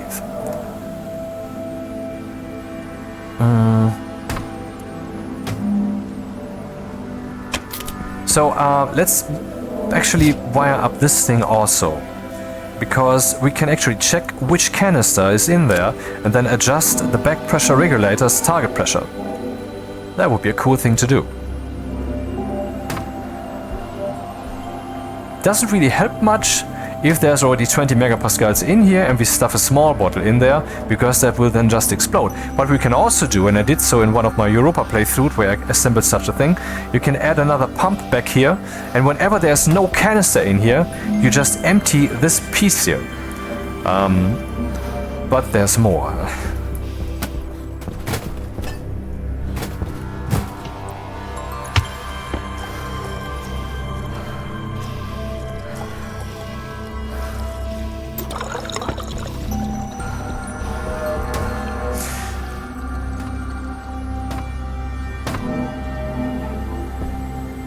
There's more. If I stick this 20 megapascal thingy in here, let's pipe this up to 20. A quick way.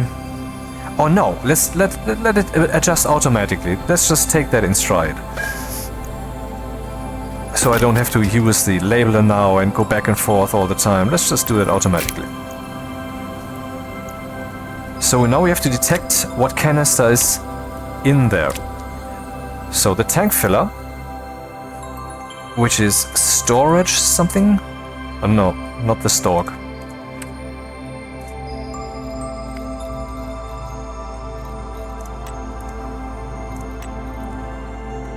We can see what gases are in there, ratio-wise. We can see the temperature and the pressure. I'm interested in the pressure, but now I'm primarily interested in the content. Wait, where is that?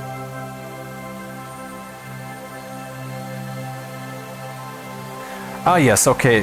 Here we have the logic slots, so I have to use the slot reader chip or the slot reading command, and would have to read from slot 0, and then I would read the occupant hash. The occupant hash, what is that? That is the hash of the occupant. Let's look at, for example, the canister.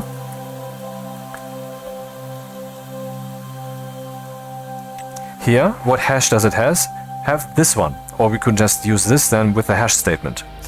And so we could now see if it is that small canister. But there's a little problem here. Look here, 4299 minus 11, 38. This thing is also just a valence canister. There are so many variations of these, and if I indeed stick my canister that I have for my suit in there, I think it would actually be this hash. For whatever stupid reason, I think that is game historic development history. I think they wouldn't do it this way these days. I don't know. It seems a bit weird, but I mean, think about the programming. We want to distinguish between the large canister and the small one. I mean, not volume-wise, but the pressure that it can take. How do we do this? Well, let's look at the large one then. Here, of these ones, the smart canister, there's only one. But of these ones, which can take a small pressure only, there are many. So what we want to know is the thing empty? Is the canister holder empty? Is the canister holder occupied? And if it's occupied, is it this canister? If it's this canister, we know what to do. If it's not this canister, we also know what to do. So we need to look for this. Item, gas canister, smart. This time we actually have to look for the item, not for some structure that is placed somewhere. There's also no structure variant of this, because how is that supposed to work? So we want to now check if the occupant hash is that. And we will then adjust this thing's pressure accordingly, automatically, instantly. Then we can use this, we just point here and we can see whether that worked. So that is our debugging value then for this endeavor.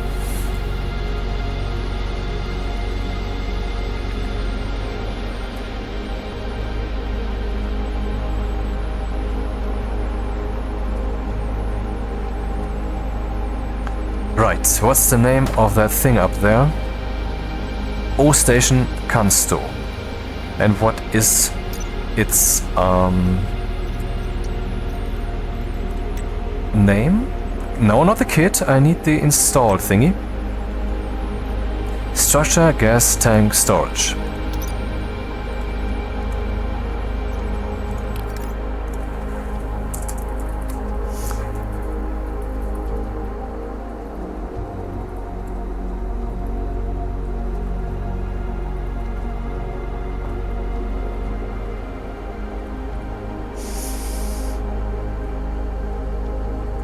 Load batch named slot.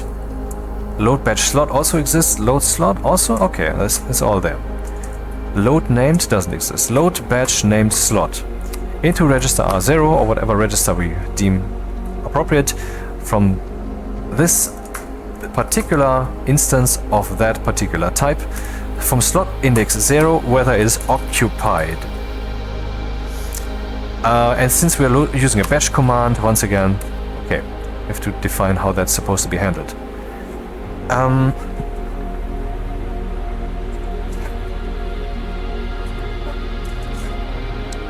One moment.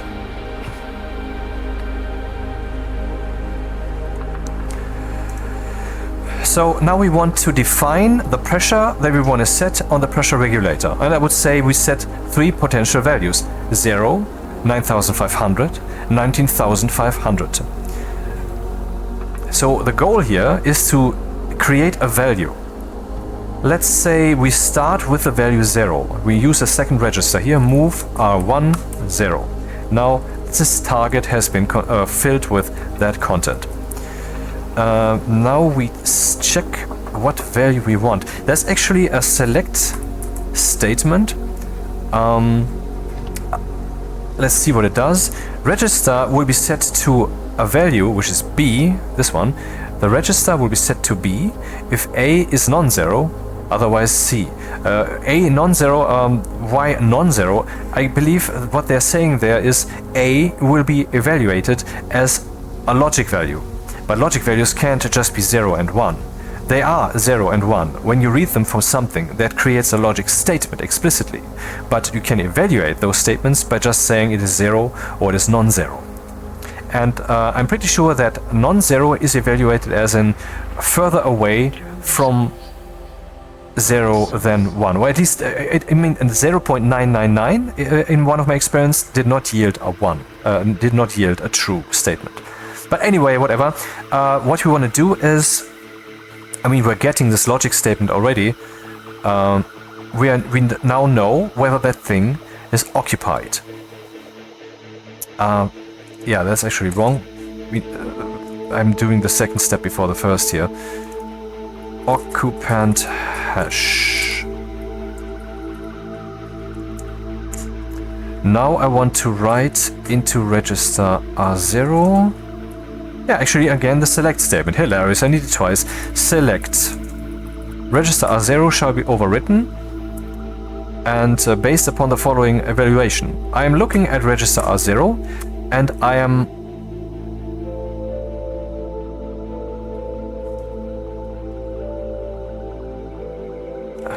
Huh.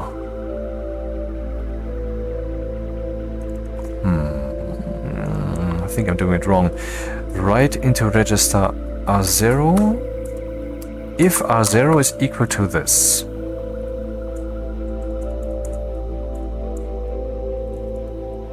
Yeah, that's gonna work. So before I continue, we need to write also into this pressure register regulator, which is O station preg.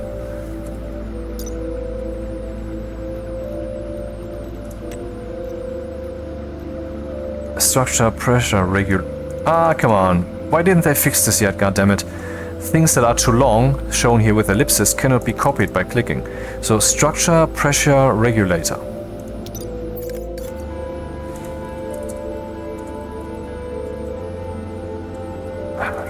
Structure pressure regulator.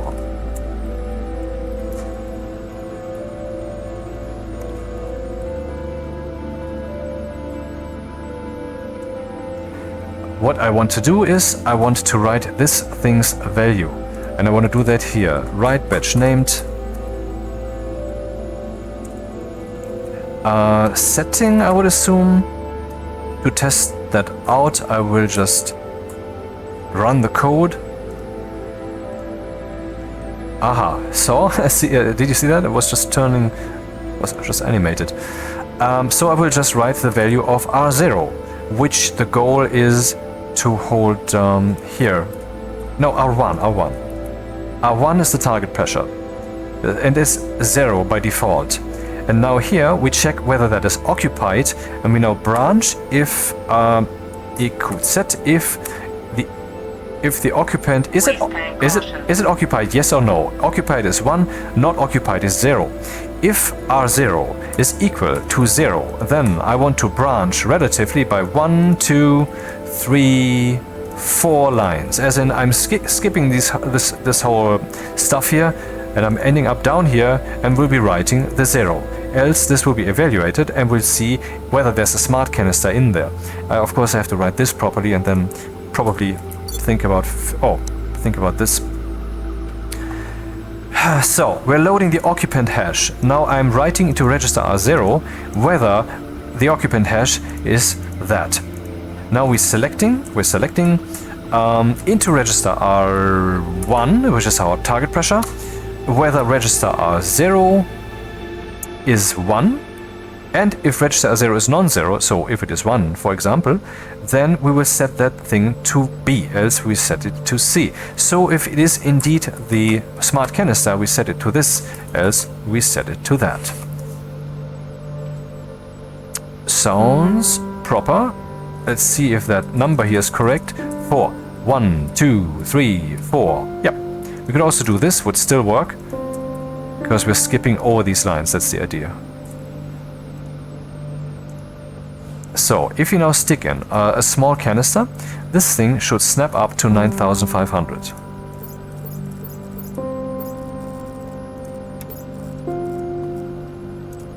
Air tank critical.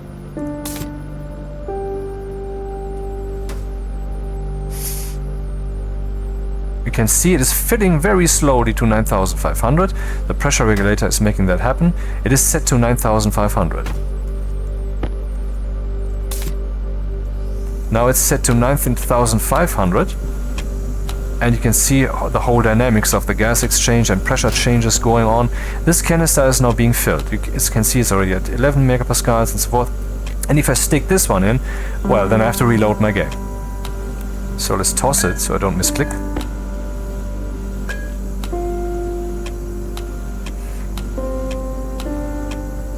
This is possibly happening because the pollutant is still being sucked away from the air, is then drained out, which changes that threshold to something lower, and so that thing goes on and off all the time. We can make that a bit less off-putting by using a range. Let's do that. Save. Here I am saying pressure input, if this is less than this and so forth, so we have to do it a bit more elegantly.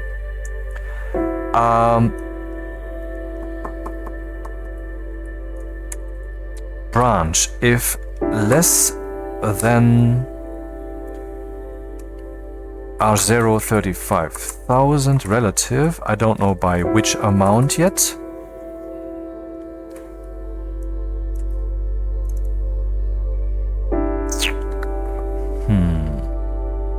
Not sure. Or should I use, yeah, make maybe a different register. Move R1 0. So whether the vent in shall be on will be in there, and we assume that doesn't have to be on. So we will now say that if the pressure is less than 35,000, then it shall definitely be on. So in other words, if it's greater than 35,000, we skip the next line. And the opposite happens. Oh wait, that doesn't make sense. I'm resetting this to 0 every time. I wouldn't have to have a permanent variable here. Or I could just read the current state. Or I could just only write to that thing when it is prudent. Yeah, maybe I should do that. So if the branch relative greater than, if the pressure is greater than 35,000, we skip this. We skip to 1, 2, we skip here. Else that thing will be turned on. And if the pressure is less than 40,000, then we will just skip the next line. Else we will turn that thing off. So now we have a range from 35 to 40,000, so that thing doesn't click on and off the whole time. We can test this by just sticking the canister in there.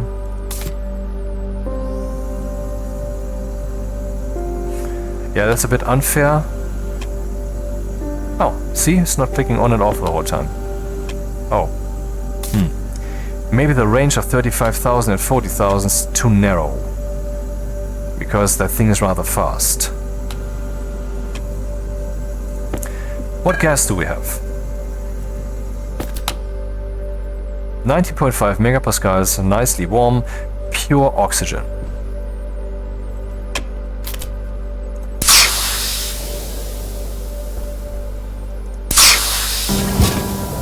Oh, that was a bit more pressure, right? Well, this thing is now no longer pure. There's now some crap in there. We would have to have a way to empty that. How can we do that?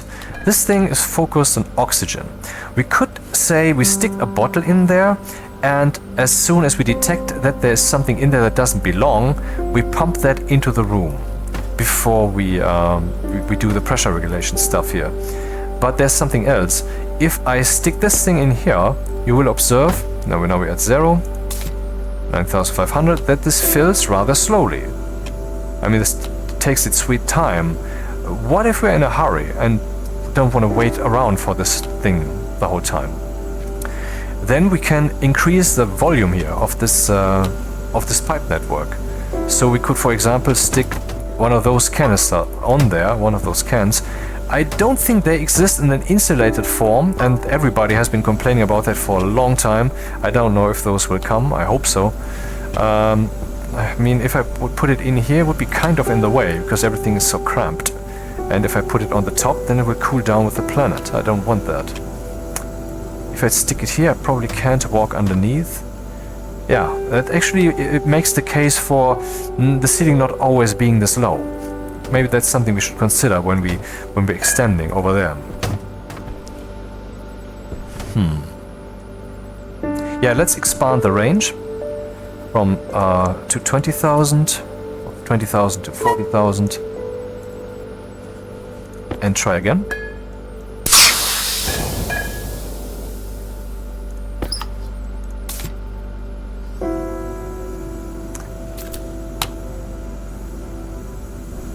This is only gets as gas. I mean, it's like a valve here. Nothing goes in that direction. Only thing that goes in that direction is from here, and that goes through the filtration. And if that filter runs out, then I am 99% sure it will not go into this, but everything will just come out here, or it will flash an error. It will probably flash an error. Just like the scrubber does if its filter has run out. So that pipe is safe, but this pipe is prone to having some undesired shit in it, from what I did here, for example. Oh, did you realize that thing didn't turn off and on the whole time? Only a few times. So that is now less bad. Let's actually compare that. Let's compare what that would have been like. Greater than 40,000, less than, so yeah, that should work.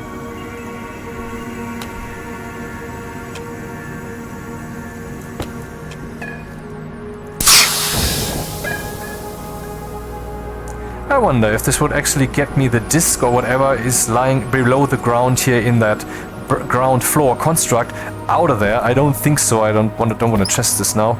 So let's observe. Annoying, unsophisticated, primitive. Power low.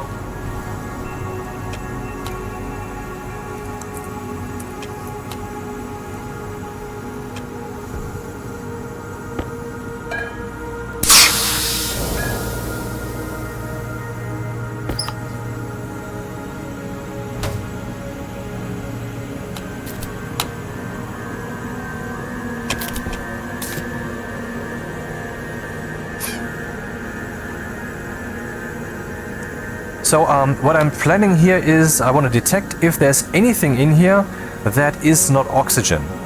Then it shall be emptied into the room. And that can be made unconditional, because I think that is never wrong. What should also happen is that the moment this thing is empty, which we're already correctly detecting, then this pipe here shall also be emptied.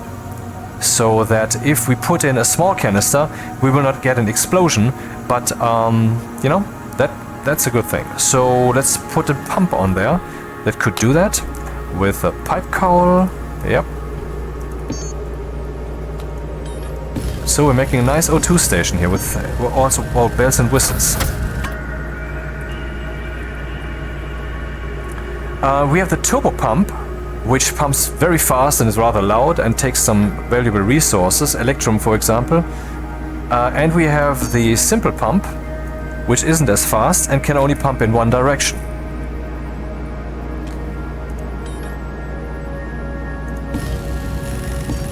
That is sufficient for our purposes.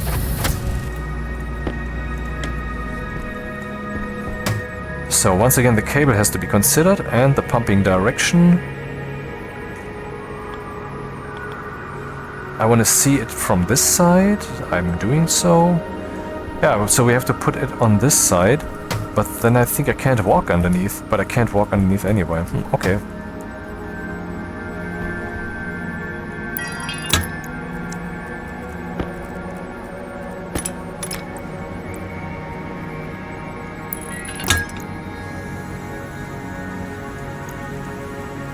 Interesting. This pipe network still has a capacity of 10 liters. Why did it just turn on?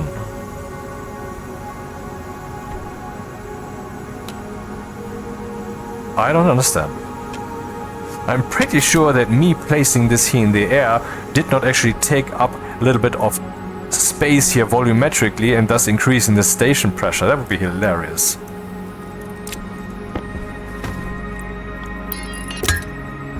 Oh! Oh, I didn't even see that with the cable there. Well done. We should have some more cables ready.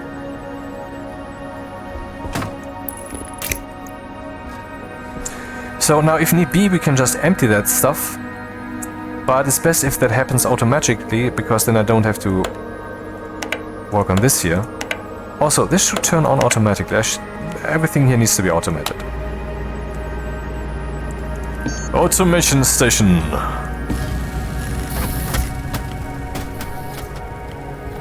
Damn. What? Oh, come on.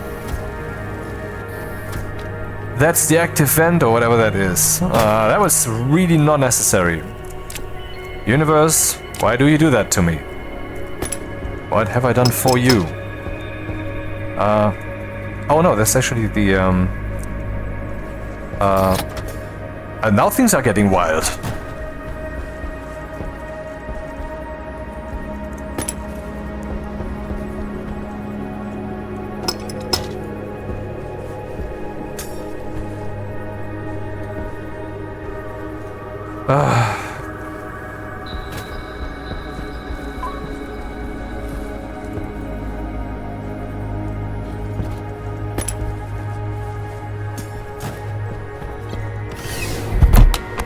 I was on a roll, man. Low. Oxygen critical. Right, Low pressure. I should take the oxygen bottle with me when I'm going out there. Is, I think, a good idea.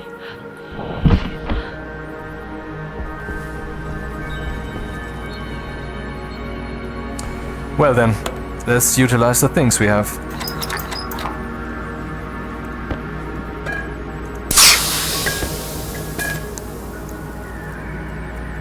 There's dirt in there, which I don't want, so let's remove that.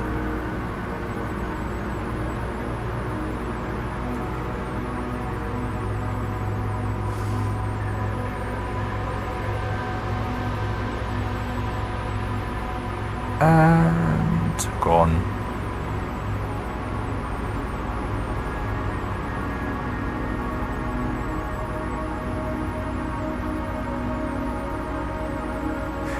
Whoa, this takes a while.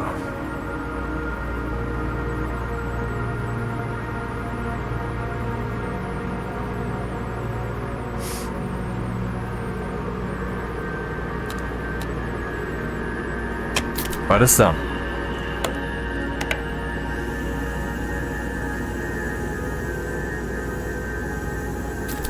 Pure oxygen. So it's not yet automated, but we can already do everything that we aspired to do. We can lower the station pressure. We can increase the O2 ratio, effectively at least. And we can fill our O2 bottles, and no matter how large they are. For example, where is my Dick Dong thing? Oh, there it is. My big dong. And up.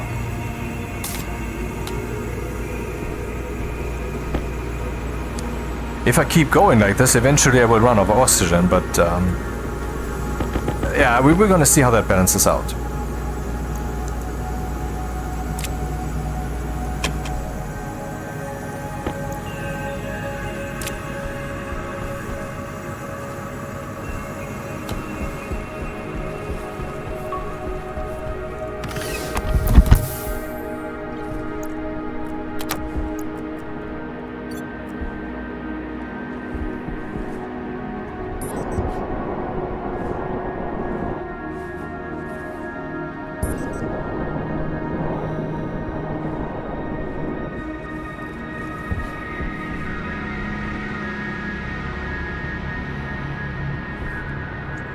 4,000 watts, baby. Ah, where's my active vent?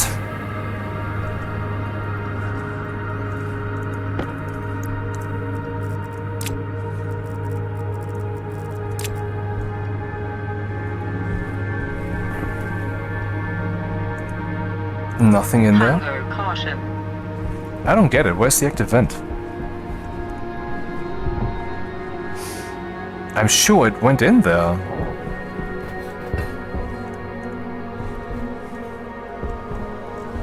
Oh, is it in here? No. Is it in here? No. Where did it go?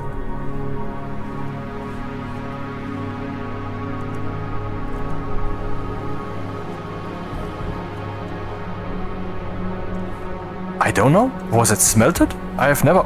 You know what? What the fuck? Let's just try this again. Oh, it's just lying out there somewhere and maybe I just strutted straight above it without realizing. Let's go there quickly before the storm has the same idea.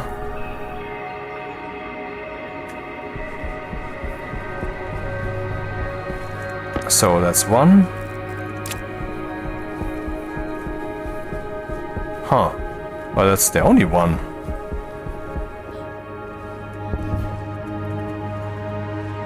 I don't get it.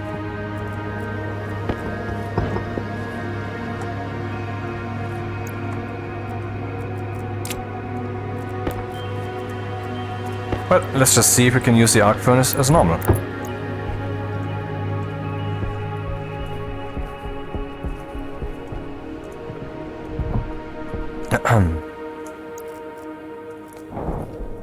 Or it was an active vent and now I tried with a passive vent. Does that make a difference?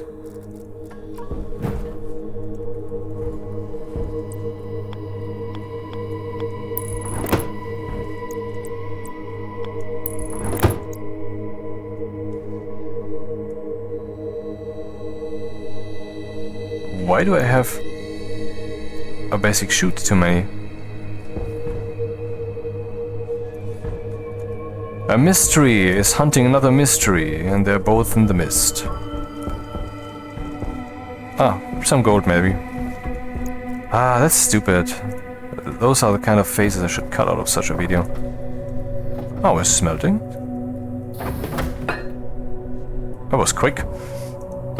Okay, I don't know what happened. We have to just ignore this entire event. Okay, that oxygen stuff is working. We have this. I would like this to empty automatically. So let's add this then to the oxygen station's infrastructure.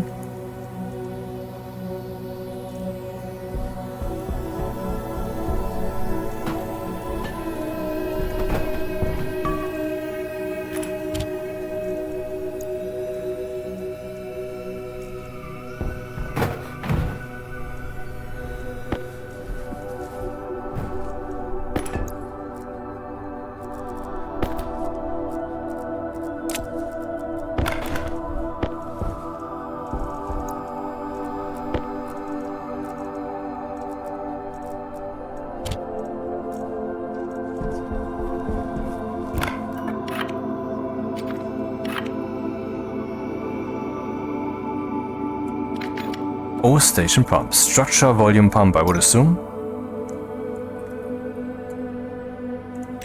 Yep.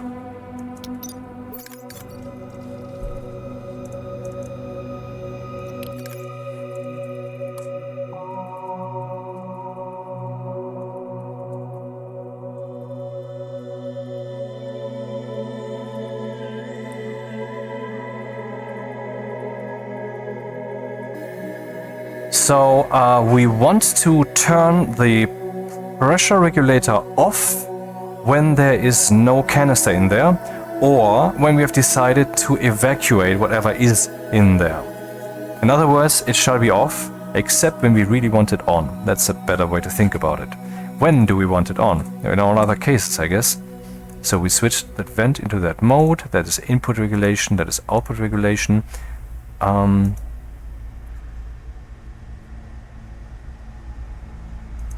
Yeah, okay, let's comment this then.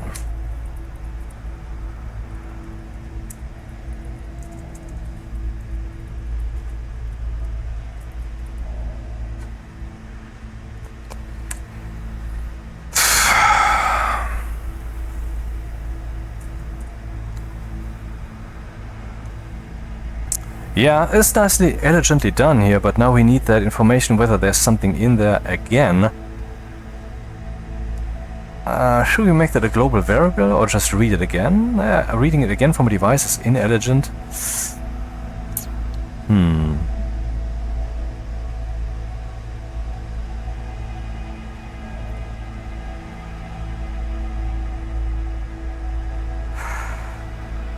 Okay, let's say this. This stuff here, which sets the high pressure, we expand it and also turn that thing on.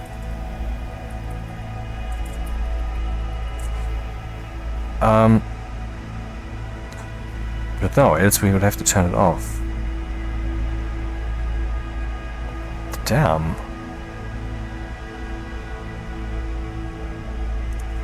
Well, then this 1, 2, 3, 4 on should be a value of 0 or non-zero. And if pressure is 0, then we want this thing to be off. So that makes sense. But if the canisters is...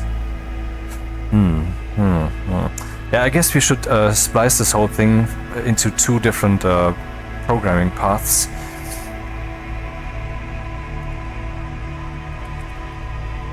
So make it less elegant, basically. We find out whether it is occupied.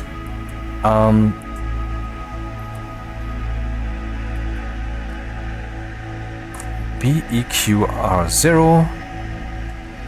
Let's branch to a place if it is not occupied.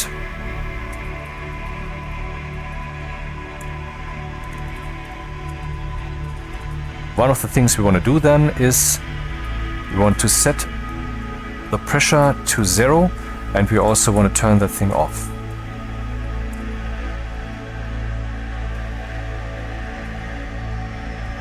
Should I jump back to start?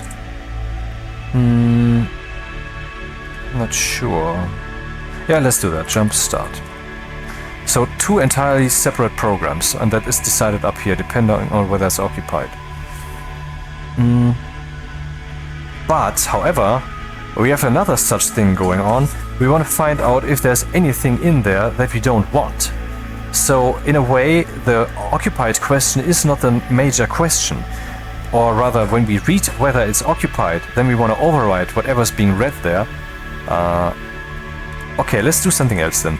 Let's read from the can storage the gases that are in there.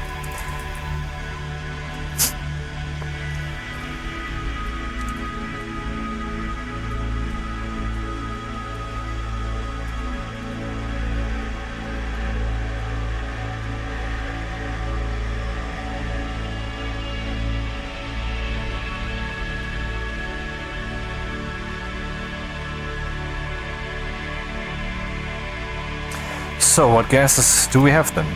Problem, of course, is if the bottle is under such high pressure that pollutant becomes liquid, I think we cannot detect that here, because the canister storage doesn't have the value.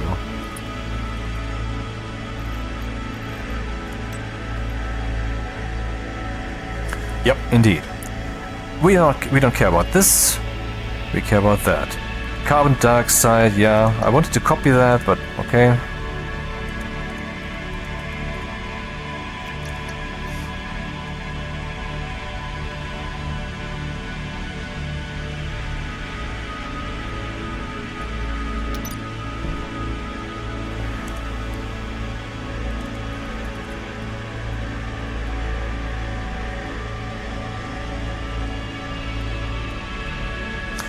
Add into R0 from R0 and R1, R1, R0.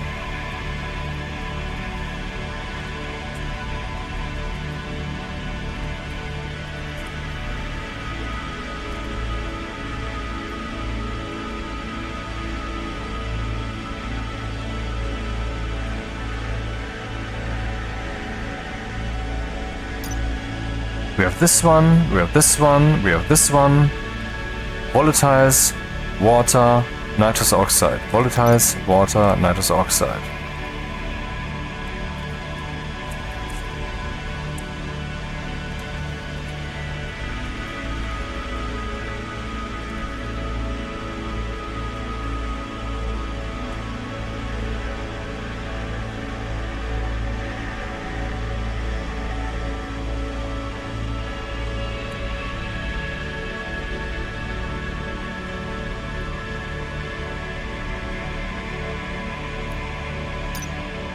Let's see, which ones are relevant? One... No, this one not. 1, 2, 3, 4, 5, 6... And that's the amount we have. 1, 2, 3, 4, 5, 6. Move R1 0, load into R0, R0, R0, R0. We can make this a bit more elegant, by the way. Move into register R2. Not move. Load batch named. The canister storage. Reference ID. So now I have the absolute number of that thing here and can refer to the object simply by doing this. Well, it doesn't make things too much more clear, so I'm not going to do that. Just saying. Thought it would be better. So into register R1, we put a 0. And here we're adding into R1 the sum of R1 and R0. Into R0 we get the ratio of that stuff. So down here we can check if any of that is greater than 0. If so, we have to evacuate that entire pipe system until that is no longer so. And that's the first priority. So BEQ Z R1, which is the sum, then normal operations, because then everything is normal. Else it is not normal, and then we evacuate that thing. For this we turn off the pressure regulator. Maybe we also set it to 0. It's a bit unclean to do it like this. This, you know, seems redundant, but whatever. So this will be turned Waste tank critical. off. Off will be turned off.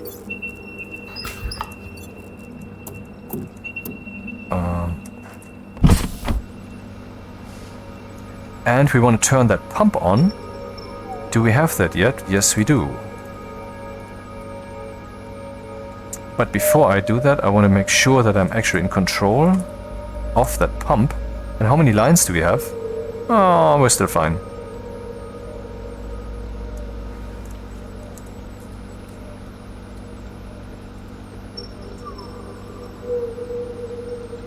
Are we in control or not?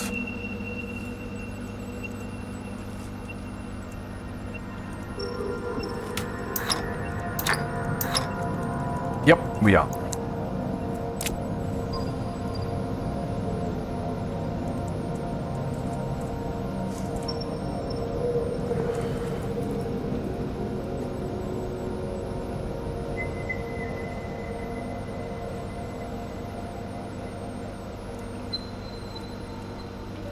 We set the value of the pump to 10 and we turn the pump on. And this will just stay this way. We jump to start. Here at start we do the usual initialization stuff and the pressure control and such. And then we check if there's some crap in there. If the crap in there is 0, then we do this stuff down here. But else we stay, we turn this on again and so forth. I mean, it is already on. It doesn't hurt to keep turning it on. Of course, you catch that by now, right? Caught that. Okay, that is emptying that. And then normal operations, they would look whether that is occupied. But, yeah, wait, what? If not occupied, then we also want to pump that empty. Basically, we want to do the same thing.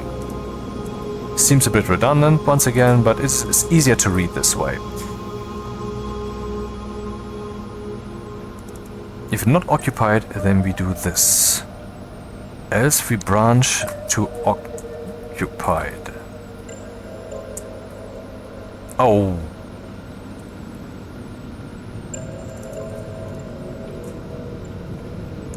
Yeah, if is occupied, then we do all this stuff.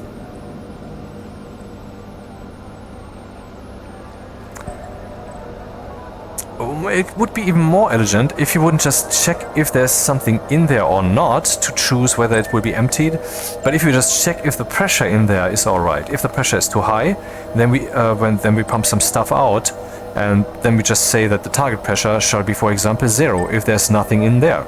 Maybe that actually makes more sense, yeah. When it's storming. Okay, well, let's read the program from the top. Defining the vent, the smart canister, the canister storage, the pressure regulator, the pump. Start main loop yield. We initialize the pump to be at full speed. We initialize the vent to suck into its pipe system. We tell the input vent to be on or off to regulate the pressure in that pipe, which also nicely gets rid of our pollutant to the planet without bleeding temperature exchange, thermal energy exchange, because we're using insulated pipes. This regulates the output pressure. This adds up all the dirt that might be in the canister if there is one. I don't know what happens if there is no canister, but we'll see. If it works, it works. Who cares? So normal operations if that is equal to 0. So in the case of normal operations, then we want to decide which pressure we desire. I think that still makes sense. And once we have decided so, then we will use the pump to try to achieve that pressure, or we will use the pressure regulator to achieve that pressure. Makes sense. Yep. Let's do it like that. So normal operations, load, whether it is occupied, and but I will keep using these labels because the relative jump is a bit iffy with all those lines, and that's code still currently mutating. I'm doing something with it. I don't trust myself there. So let's rather use these labels. So if it is occupied, okay, not equal to 0. If it is not equal to 0, then we say is occupied. It actually doesn't make a difference.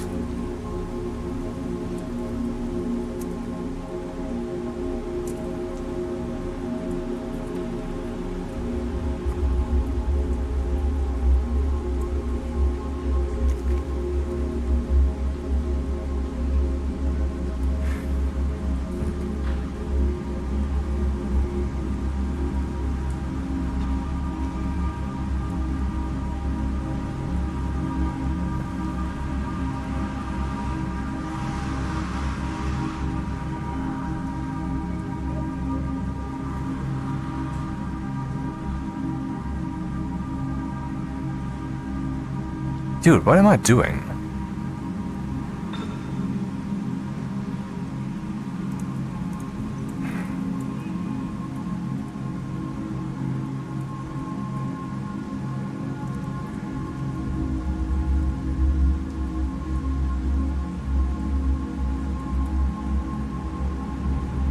Branch not equal 0 is occupied.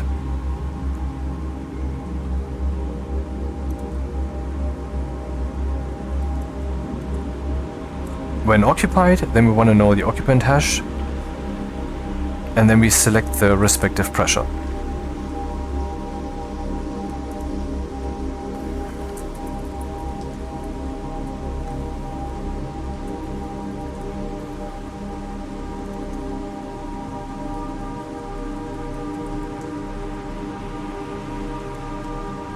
So, load if occupied. If it is not equal to 0, then it is occupied, we go here. Otherwise, we just execute this, we set the target pressure to 0, and we jump down here. If it is occupied, then we load the occupant hash, see if that is the smart canister, and then we select from that respectively the pressure. Now we have the target pressure. Now we need to see if that pressure is higher or lower than the pressure then... Right, can we see the pressure in there? If we use the the canister storage to tell us the pressure. I believe it will not tell us the pressure of the pipe system, but only the pressure of the canister. Is that actually something that we can do?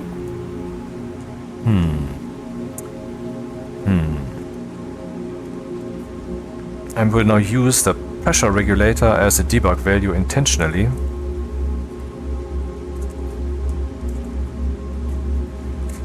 I want to know from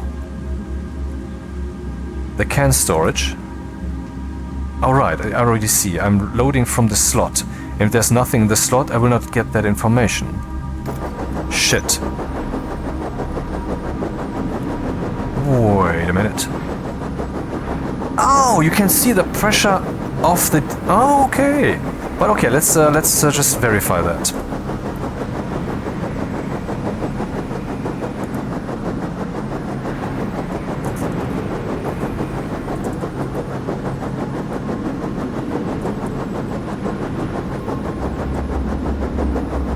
Damn.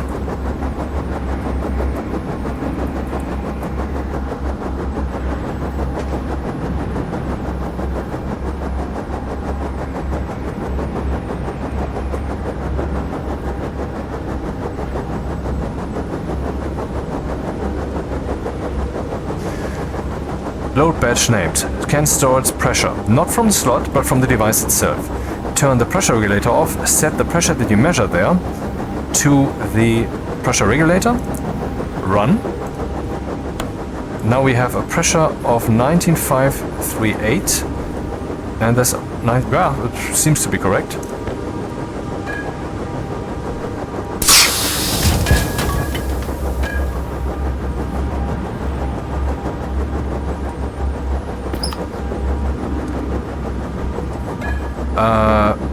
Is set to 0? Interesting.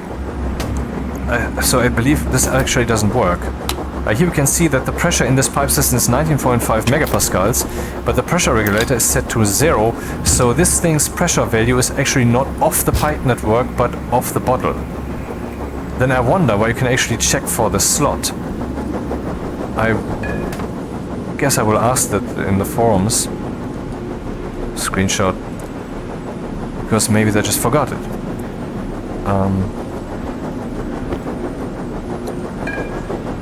Well, so if I want to know that pressure here, I need a pipe analyzer on top of all of this. Oh my god.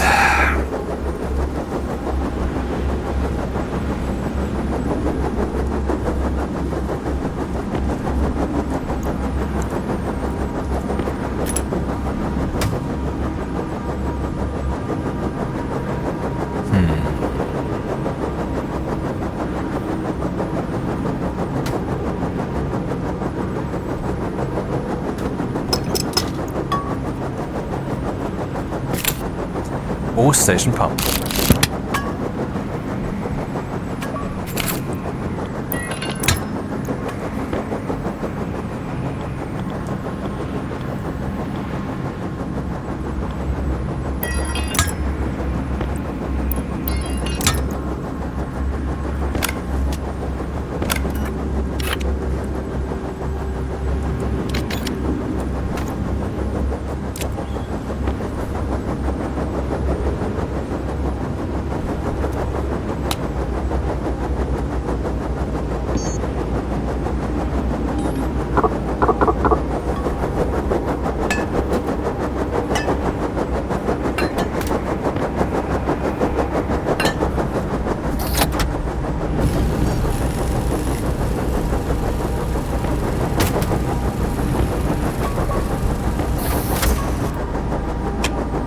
There was a heavy battery here somewhere. I wonder where it is now.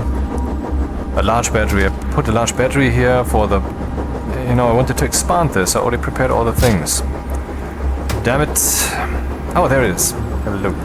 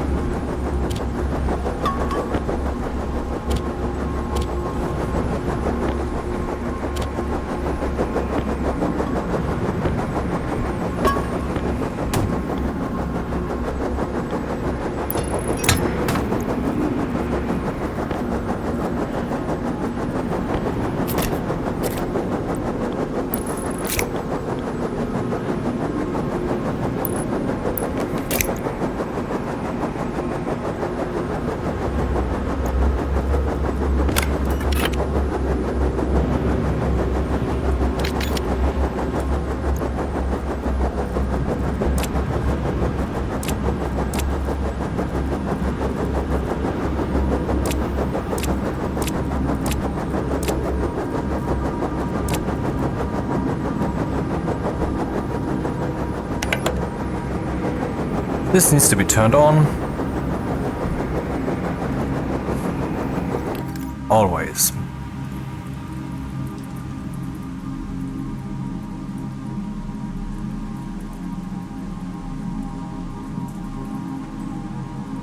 It's easy to remember what you have to do here once you have realized that they spelled it wrong. Spell analyzer and then sizer. SI.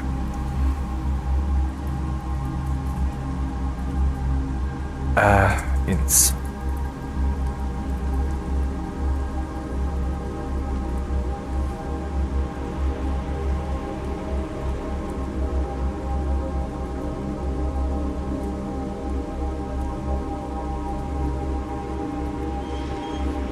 No chance to accidentally turn it off. And it's on, baby. So now we can load from that thing what the pressure of the pipe is and then see what decision we make. Okay, why not? Do we need R0 still? I don't think so. So now we know the pressure. If the pressure is lower than what we want, then that's normal operations. If the pressure is higher, then we want to evacuate accordingly. And this then will also evacuate the pipe when there's no canister. Hypothetically. So, branch if less than R0 compared to R1. If R0, which is the pressure that we currently have in that pipe, is less than the pressure that we aspire to have, increase pressure. And then we will say, set the pressure regulator to that target pressure. Actually, we should do that unconditionally. We should unconditionally set it to that target pressure.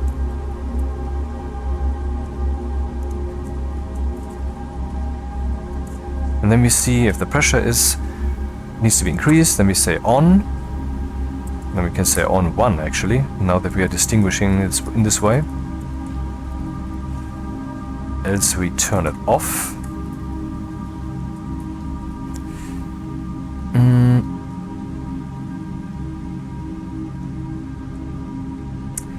Yeah, what if the target pressure is 0?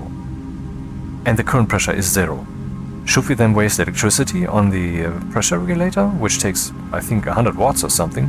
That's not nothing. When there's no canister in there, I think that's even the situation most of the time. So do this. Problem solved. Okay. So here we want decrease pressure. So we turn the pump on, which is here.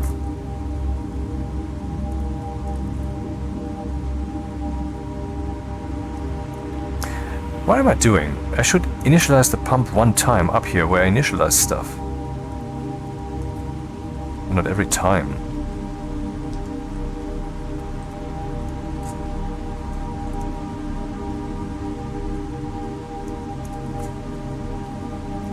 This switches the regulator off and switches the pump on.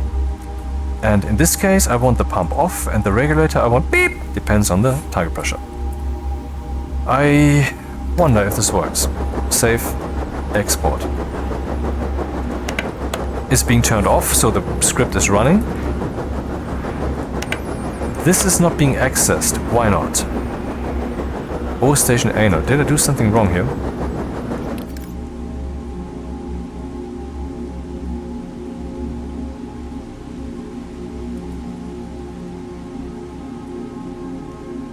What? Did I? Why do I have the pump here twice? Okay, something's... I possibly deleted something here. Damn, shit. Let's see what devices are involved and are they initialized properly. The vent.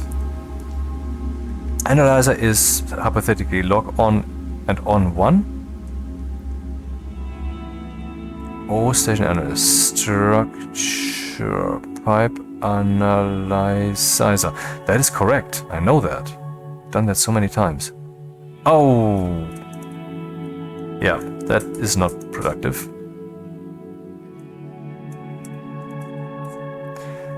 So, analyzer lock and on. Pump setting 10. Vent mode 1. Do we have more devices? Vent. Canister doesn't have any controls. Pressure regulator is not controlled here. Pump, yeah, okay. Let's see. Aha. This is not turned on or off. Why not? Maybe that is just not touched by the part of the code that's executed.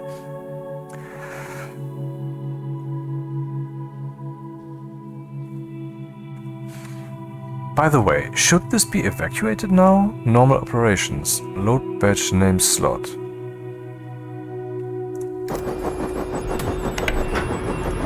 This is not being controlled. What is happening? Oh. Incorrect variable at line 39.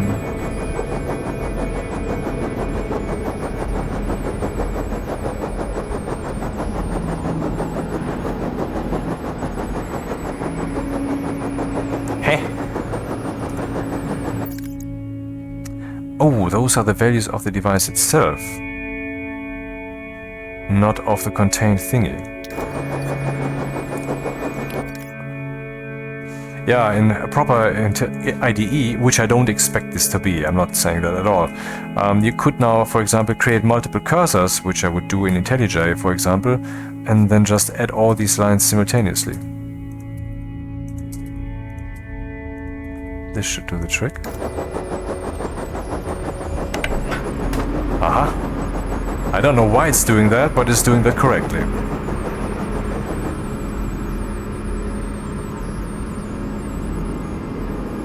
Because there's nothing in there. But shouldn't it stop doing that at some point? Have I not turned that off?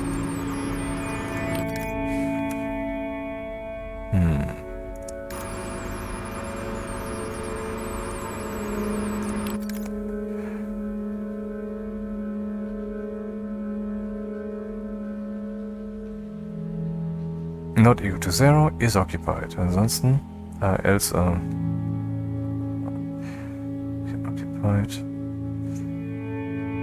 Pressure regulator is set to whatever target. Should be 0. Is 0.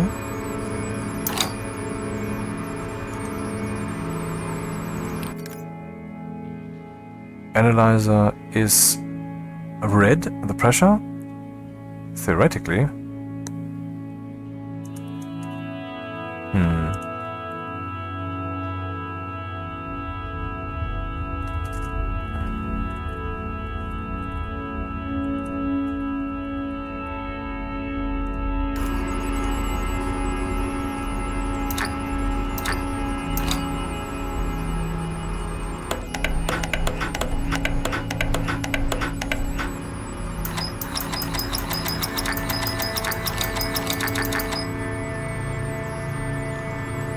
Damn.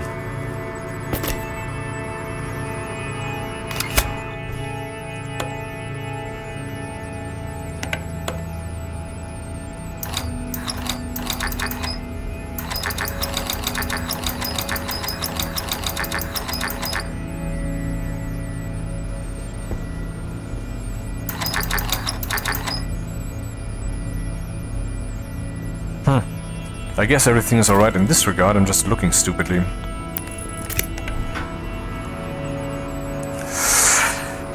Damn, what's the pressure? I don't know.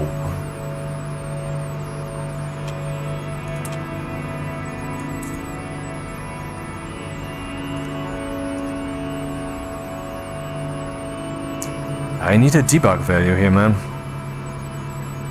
Load batch named.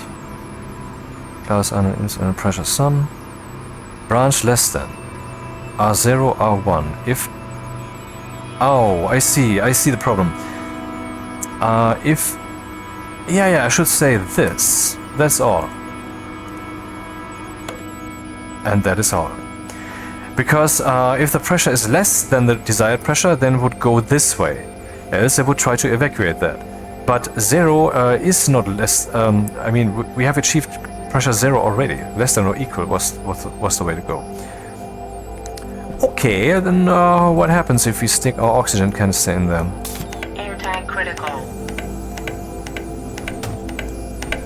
something annoying.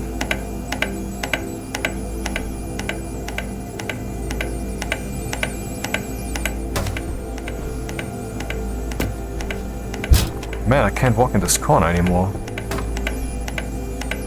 That's bad. Should I maybe turn these to point to the back? You know? That's ridiculous, man.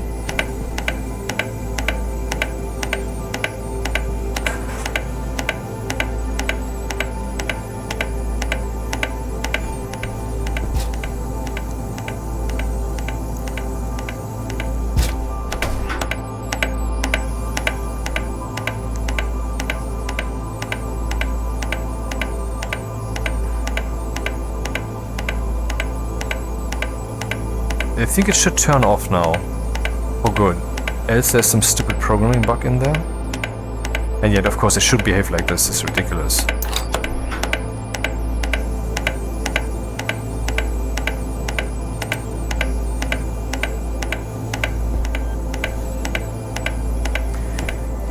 Well, where is the big canister?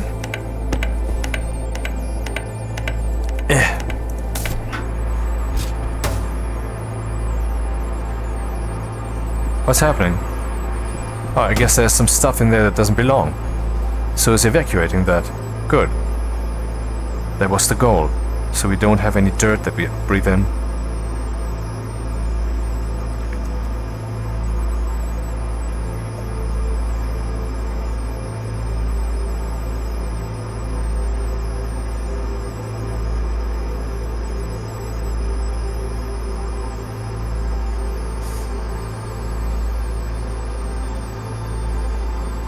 So with that out of the way,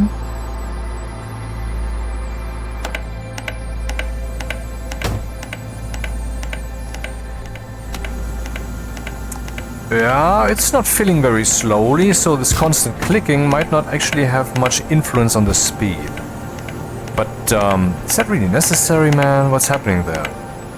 So this whole pollutant check thing worked nicely, and it worked right away, apart from some stupid stumbling I did down there.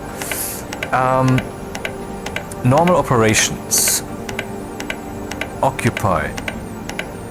If occupied, we set a target value, then we set the pressure regulator's target pressure to that target pressure. That can't be the clicking that we're hearing right now. Really, it must be the decision, the problem between these two. I'm checking if branch less than or equal if R0, which is the current pressure in the pipe, is less than the intended pressure, then pump off and pressure regulator on. Else, pressure regulator off. But I think I have a solution for this. We just remove this line, which turns the pressure regulator off in this situation. And it's still happening. What the fuck? How?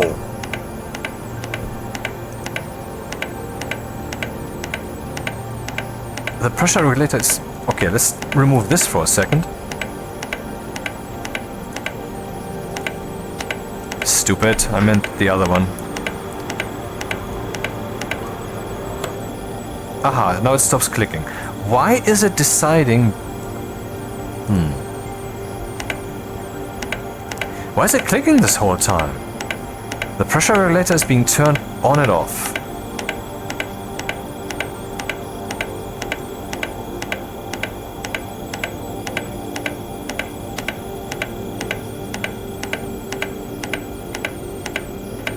Is that related to this new stuff here?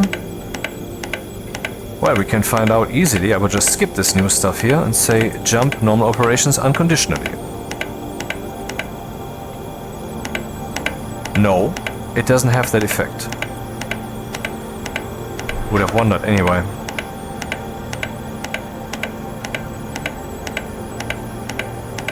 Is occupied.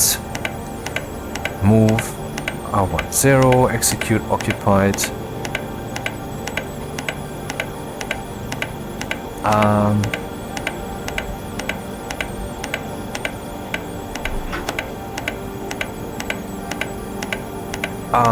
Wait, I'm writing to the pressure regulator this target setting. That makes sense. Could be 0, could be this, could be that. Hunger critical. Is this number actually always changing by chance? But that can't be.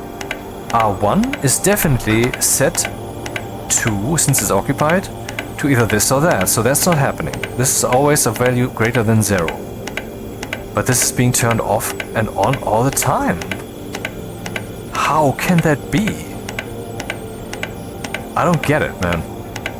But I have dug through this now often enough. I will solve this later, hopefully.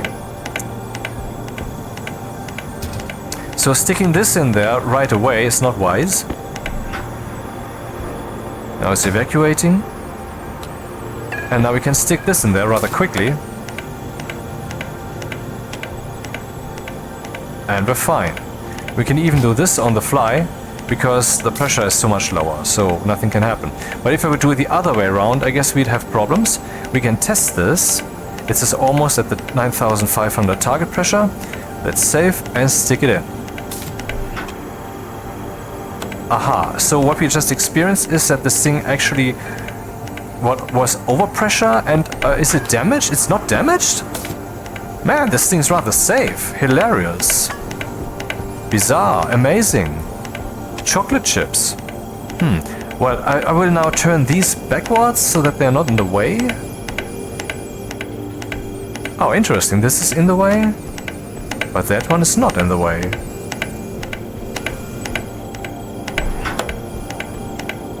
Another screenshot then.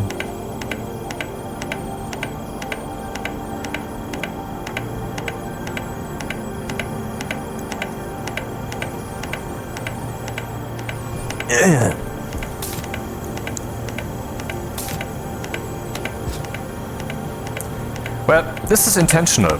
It tells us that there is currently a canister in there. Yes, yes. So, O station pump.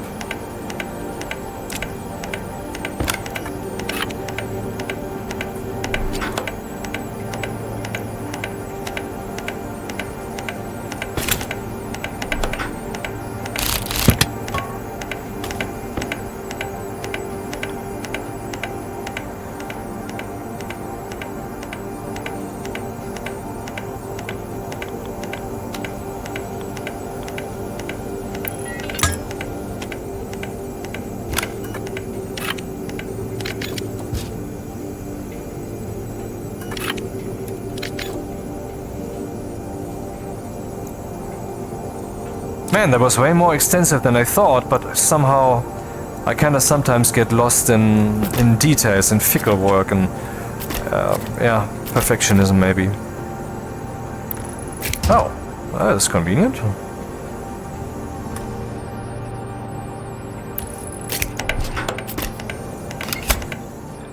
Oh, have you seen that? The reason that this is clicking the whole time is that this thing is clicking the whole time. We just don't see it. This thing is always turning on without us noticing, decreasing the pressure, so this thing turns on again to increase the pressure. What we have to do to turn off that stupid clicking is we have to create a slight buffer between the two values. I don't want to do this now, but we'd have to create a range. So we can... Oh, what the fuck, man? I can't walk past this thing? Ah! What the fuck, man?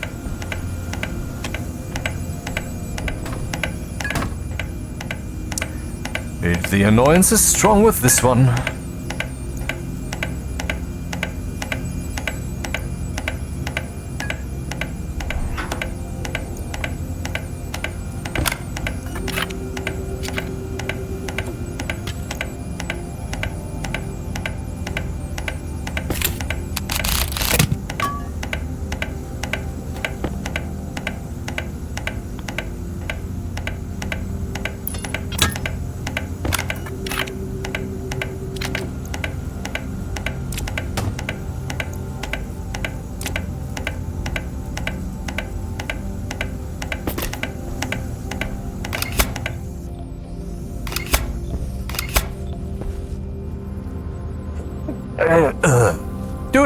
What the fuck? I'm stuck? I'm stuck. I'm actually stuck. Well, good thing there's a command for this, but the only time that I ever used it, I regretted it.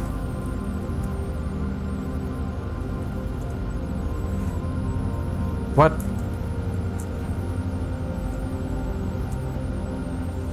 Unstuck. Great, the unstuck command doesn't help here. This is fucking shit, man.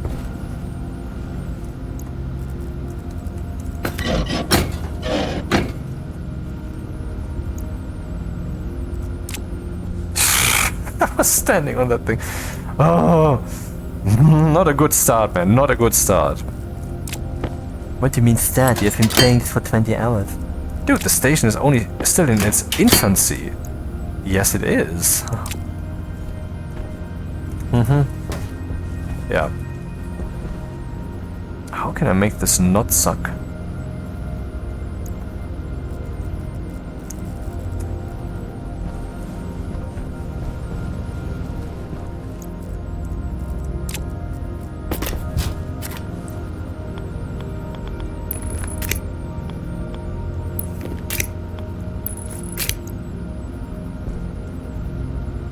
Oh, didn't I give it the name? Yes, I did. It is not powered, right? That's not how cables work.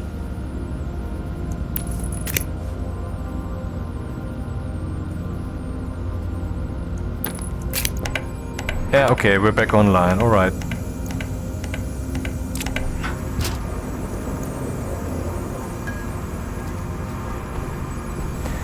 Okay, so much for the O2 station. I actually wanted to do some AC setup thingy. Let's see, do I have some notes here? How long is the fucking video already? It's already late. Maybe I should stop now, but let's see what's on the list. Yeah, that was actually not on the list at all. Huh. Hilarious. Yeah, but I don't want it to be this late this afternoon, so I will stop now. We have gotten this to work nicely. Rocket station exit. Let's test this again.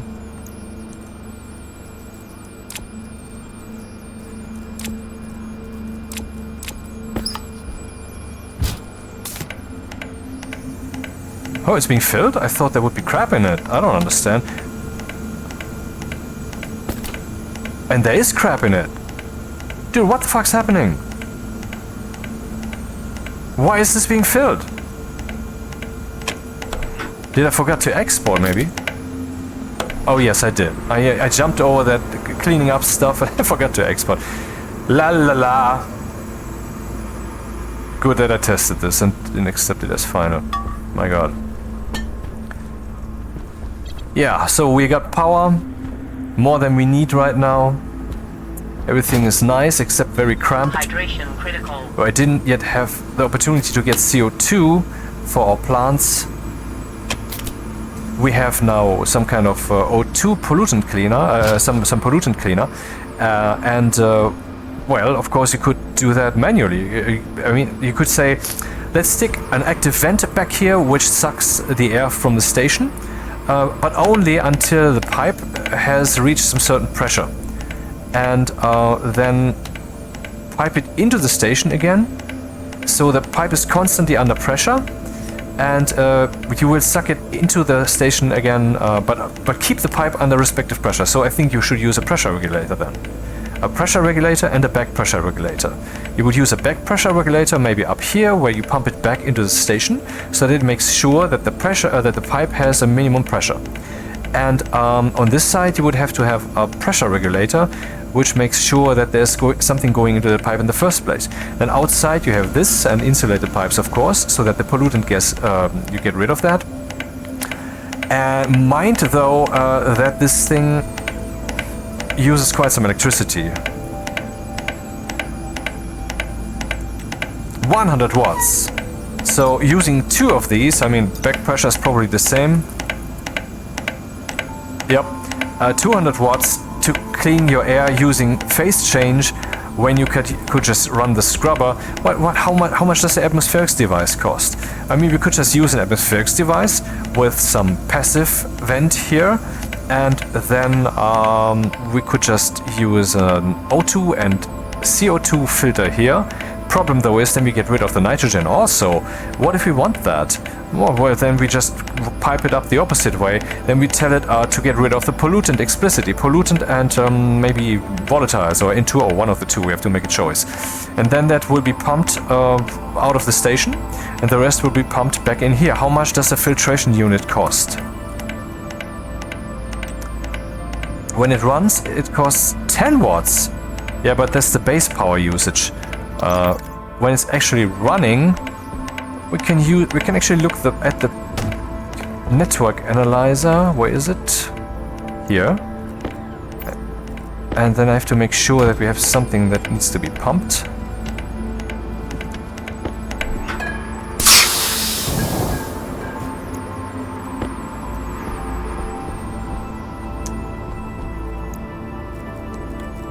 A pneumatic rocket.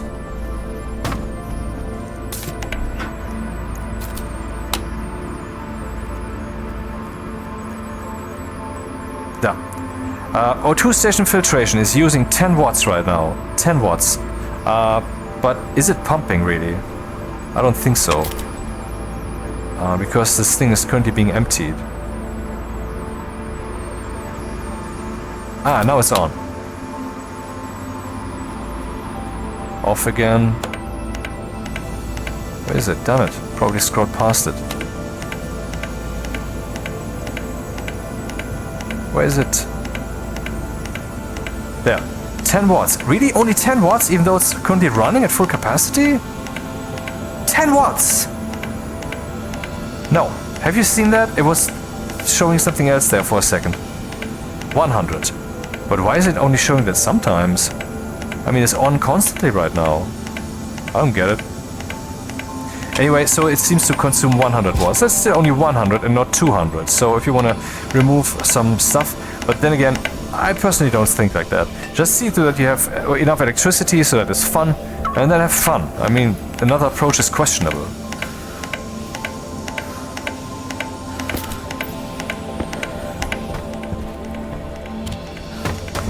And with that, I will now aim to have fun of a different kind, in a different place.